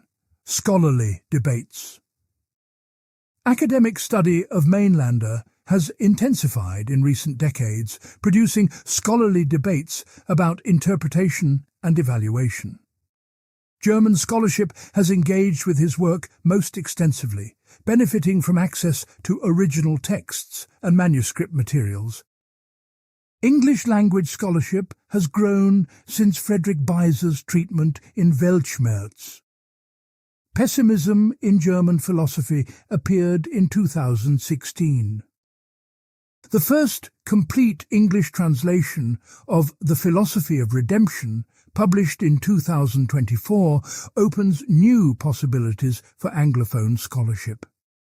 These scholarly developments have generated interpretive controversies about what Mainlander meant and how his arguments should be assessed. Understanding these debates illuminates the philosophical issues at stake in engaging with his work seriously. One major debate concerns the relationship between Mainlander's immanent philosophical method and his metaphysical conclusions. Some scholars argue he successfully stays within immanent bounds, despite appearances of transcendent speculation about God. The pre-cosmic God functions as regulative hypothesis, justified by explanatory power, rather than transcendent metaphysical claim. Other scholars argue this reading softens Mainlander's actual commitments, which involve genuine metaphysical claims about divine reality. The debate matters because it determines how seriously to take his God talk philosophically versus treating it as mere metaphor. Resolution depends on close reading of textual evidence and philosophical analysis of what consistent immanentism permits. A related debate concerns whether Mainlander's nominalism is adequately defended or merely assumed without sufficient argument. Beiser noted that Mainlander does not systematically justify his nominalism despite its foundational role in his system. The claim that only particular individuals exist, not universals or unified cosmic will, requires more defense than Mainlander provided. If nominalism is not adequately established, the entire edifice built upon it becomes unstable at its foundation. Defenders might argue that nominalism was widely accepted in Mainlander's intellectual context and did not require extensive independent defense. Critics respond that foundational assumptions always require explicit justification in systematic philosophy, regardless of contextual consensus. Scholarly debate also surrounds the question of Mainlander's relationship to and influence on Friedrich Nietzsche. Jensen's argument that Nietzsche's mature philosophy responds systematically to Mainlander has gained attention, but also criticism. Some scholars find the textual evidence for direct response insufficient, despite intriguing conceptual parallels between the two thinkers.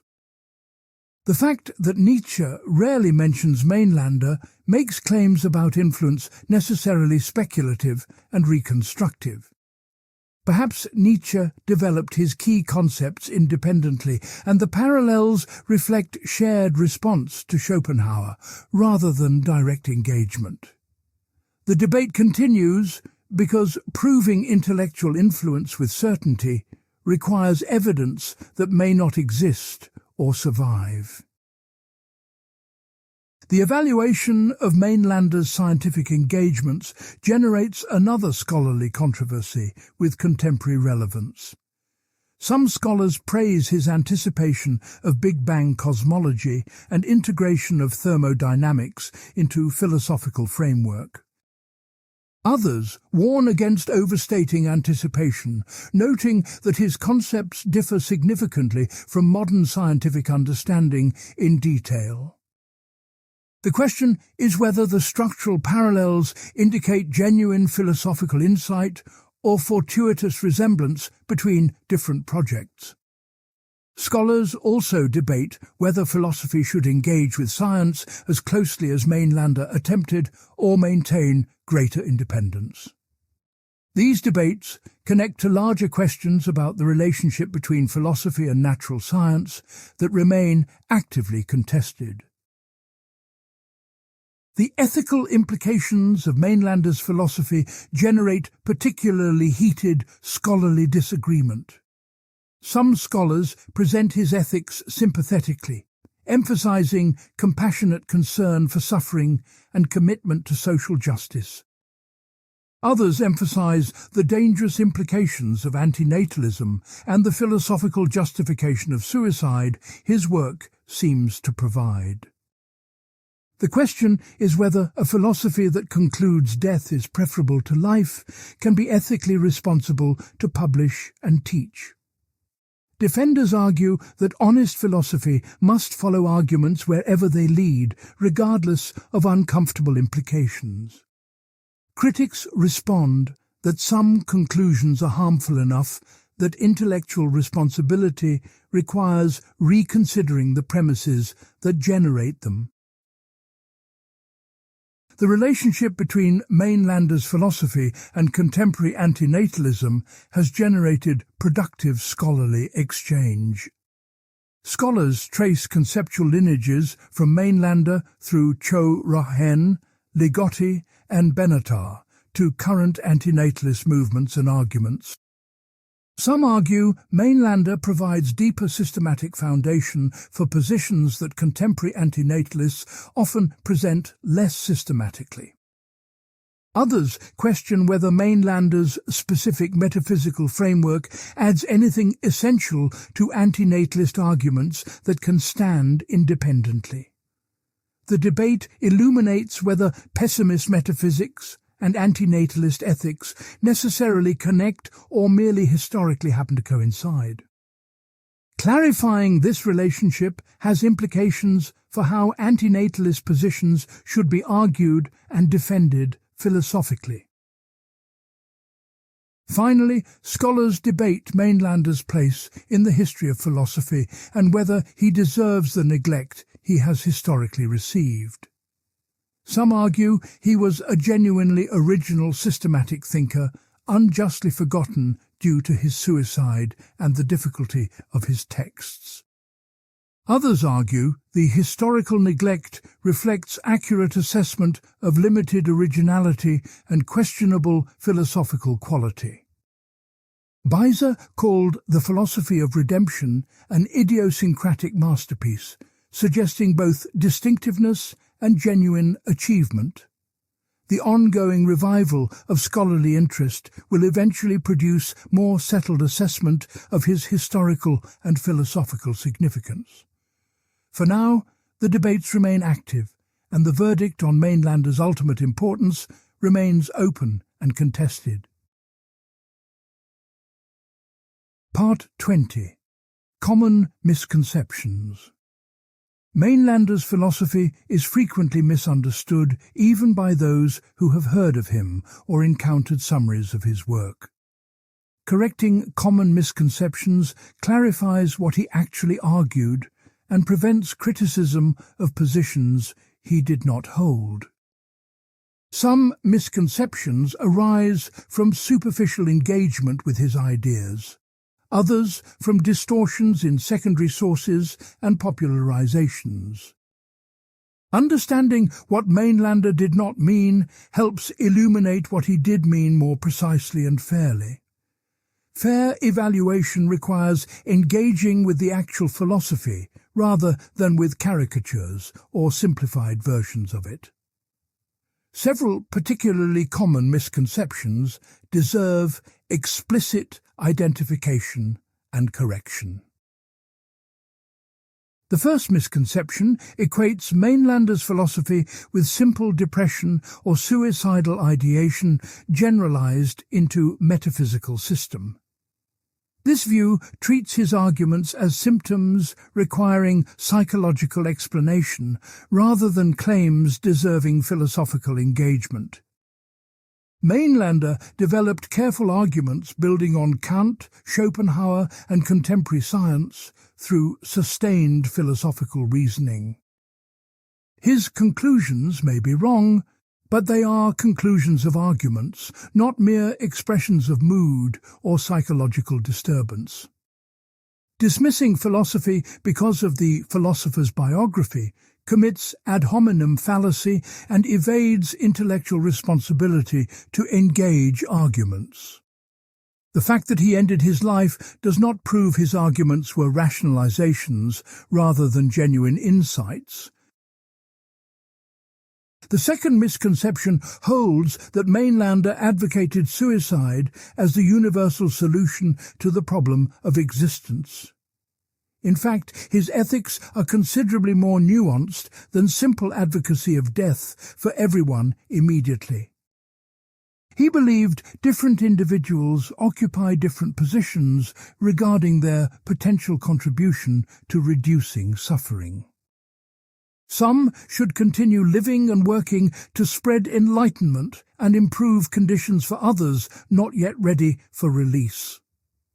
The decision about when continued existence no longer serves these purposes requires individual judgment about circumstances and capacities. Mainlander's own suicide represented his judgment about his particular situation after completing his philosophical work, not universal prescription. The third misconception conflates Mainlander's pessimism with nihilism. the view that nothing has any value or meaning whatsoever. Mainlander's system actually contains robust value claims and meaningful distinctions between better and worse states of being. Non-being is better than being. Reducing suffering is better than ignoring or increasing it. Enlightenment is better than ignorance. The philosophy provides basis for ethical action and cosmic meaningfulness through alignment with universal purpose toward dissolution. This differs fundamentally from nihilism, which denies that any state is genuinely better than any other. Mainlander's pessimism concerns the negative value of existence, not the absence of all value whatsoever. The fourth misconception interprets the death of God as atheism, in the ordinary sense of denying that God ever existed. Mainlander affirmed that God genuinely existed as the pre-cosmic unity from which the universe derives through fragmentation. His position is better described as post-theism. God was real, but is no longer real because God destroyed himself, creating the world. This differs from atheism that denies any divine reality, and from theism that affirms divine reality continues existing. The nuance matters because Mainlander took religious claims seriously as containing genuine metaphysical insight, however distorted by theology. His philosophy of religion is more sympathetic to religious tradition than typical atheist dismissals of religion as mere superstition. The fifth misconception treats Mainlander's philosophy as purely theoretical speculation without practical implications or applications. In fact, he was deeply concerned with politics, ethics, and social conditions as arenas for meaningful action within his framework. His engagement with social democracy reflected genuine commitment to reducing suffering through collective political effort. His ethics of compassion and antinatalism have direct practical implications for how individuals should live and act. The philosophy is not escapist withdrawal from the world, but engaged participation aimed at specific practical outcomes. Mainlander's combination of dark metaphysics with activist ethics distinguishes him from pessimists who advocate quietist withdrawal. The sixth misconception assumes that accepting Mainlander's metaphysics requires accepting all his ethical and political conclusions automatically. Philosophical systems do not work this way. One can accept some elements while rejecting others through critical engagement. Someone might accept his analysis of entropy and mortality while rejecting antinatalism on independent ethical grounds. Someone might accept his critique of Schopenhauer's monism while rejecting his alternative creation myth involving divine suicide. Philosophical engagement involves evaluating claims individually as well as assessing systematic coherence of positions held together. Mainlander's ideas can be resources for thinking without requiring total conversion to his complete system. The seventh misconception presents Mainlander as entirely isolated figure without intellectual context, influence, or legacy. In fact, he worked within rich tradition of post-Kantian German philosophy and engaged seriously with contemporary science. His influence on Nietzsche, however contested, connects him to one of the most significant philosophical developments of his century. His anticipation of Freud's death drive connects him to 20th century psychology and its continuing influence. Contemporary pessimism and antinatalism trace intellectual lineage through him, making him ancestor of active philosophical movements. Mainlander is not curious anomaly, but node in network of philosophical development deserving recognition and study. Part 21. Final Evaluation. Having examined Mainländer's philosophy comprehensively, we can now attempt overall assessment of its significance and validity. The evaluation must balance genuine achievements against real limitations, avoiding both dismissive rejection and uncritical acceptance. Different aspects of his system deserve different evaluations. Wholesale verdicts either way would oversimplify complex philosophical work. The goal is fair judgment that acknowledges what Mainländer got right while honestly identifying what he got wrong or left uncertain. Such evaluation serves both historical understanding and contemporary philosophical reflection on the issues he addressed.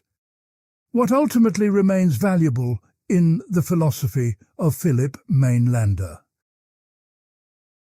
His critique of Schopenhauer represents genuine philosophical advance that subsequent scholarship has largely vindicated. The objection that we cannot infer unified cosmic will from introspection of individual will identifies real logical gap in Schopenhauer's argument. Pluralism about individual wills fits better with immanent epistemological constraints than Schopenhauer's transcendent monism does. This critique helped free subsequent philosophy from Schopenhauerian assumptions that had not been adequately examined or defended. Mainländer deserves credit for intellectual courage in challenging his acknowledged master on fundamental systematic points. The critique stands regardless of whether one accepts the alternative positive system Mainländer built upon it. His integration of thermodynamics into philosophical framework demonstrated how philosophy could engage productively with natural science. The second law of thermodynamics does have implications for metaphysics and cosmology that philosophers should address seriously. Whether or not entropy supports claims about cosmic will to die, it supports claims about cosmic direction and ultimate fate. Mainländer modelled philosophical engagement with science that subsequent thinkers in various traditions have continued. His specific conclusions may be questioned, but his methodological commitment to taking science seriously philosophically was sound. Philosophy that ignores science risks irrelevance. Mainländer avoided this risk while maintaining distinctive philosophical perspective. His anticipation of 20th century cosmology, whether through insight or fortune, deserves recognition as remarkable intellectual achievement. The claim that the universe began from singular state and is finite represents significant departure from prevailing 19th century scientific opinion. That philosophical reasoning could reach conclusions later confirmed by physics through entirely different methods suggests philosophy retains cognitive power. Even if the anticipation resulted from coincidence rather than genuine insight, it demonstrates that speculation can sometimes hit upon truth. The anticipation should not be overstated, but it should not be dismissed either as merely lucky guess. Mainländer showed that metaphysics can sometimes track features of reality that empirical science later discovers. His ethical framework, combining pessimism with active engagement, offers resources still relevant to contemporary moral philosophy. The recognition that existence involves unavoidable suffering does not entail withdrawal from efforts to reduce suffering where possible. Compassion remains meaningful even within frameworks that see existence itself as problematic condition, eventually requiring termination.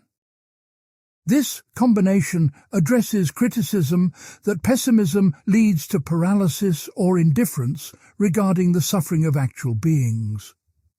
Mainländer showed how to maintain ethical seriousness while holding dark metaphysical views about the nature of existence.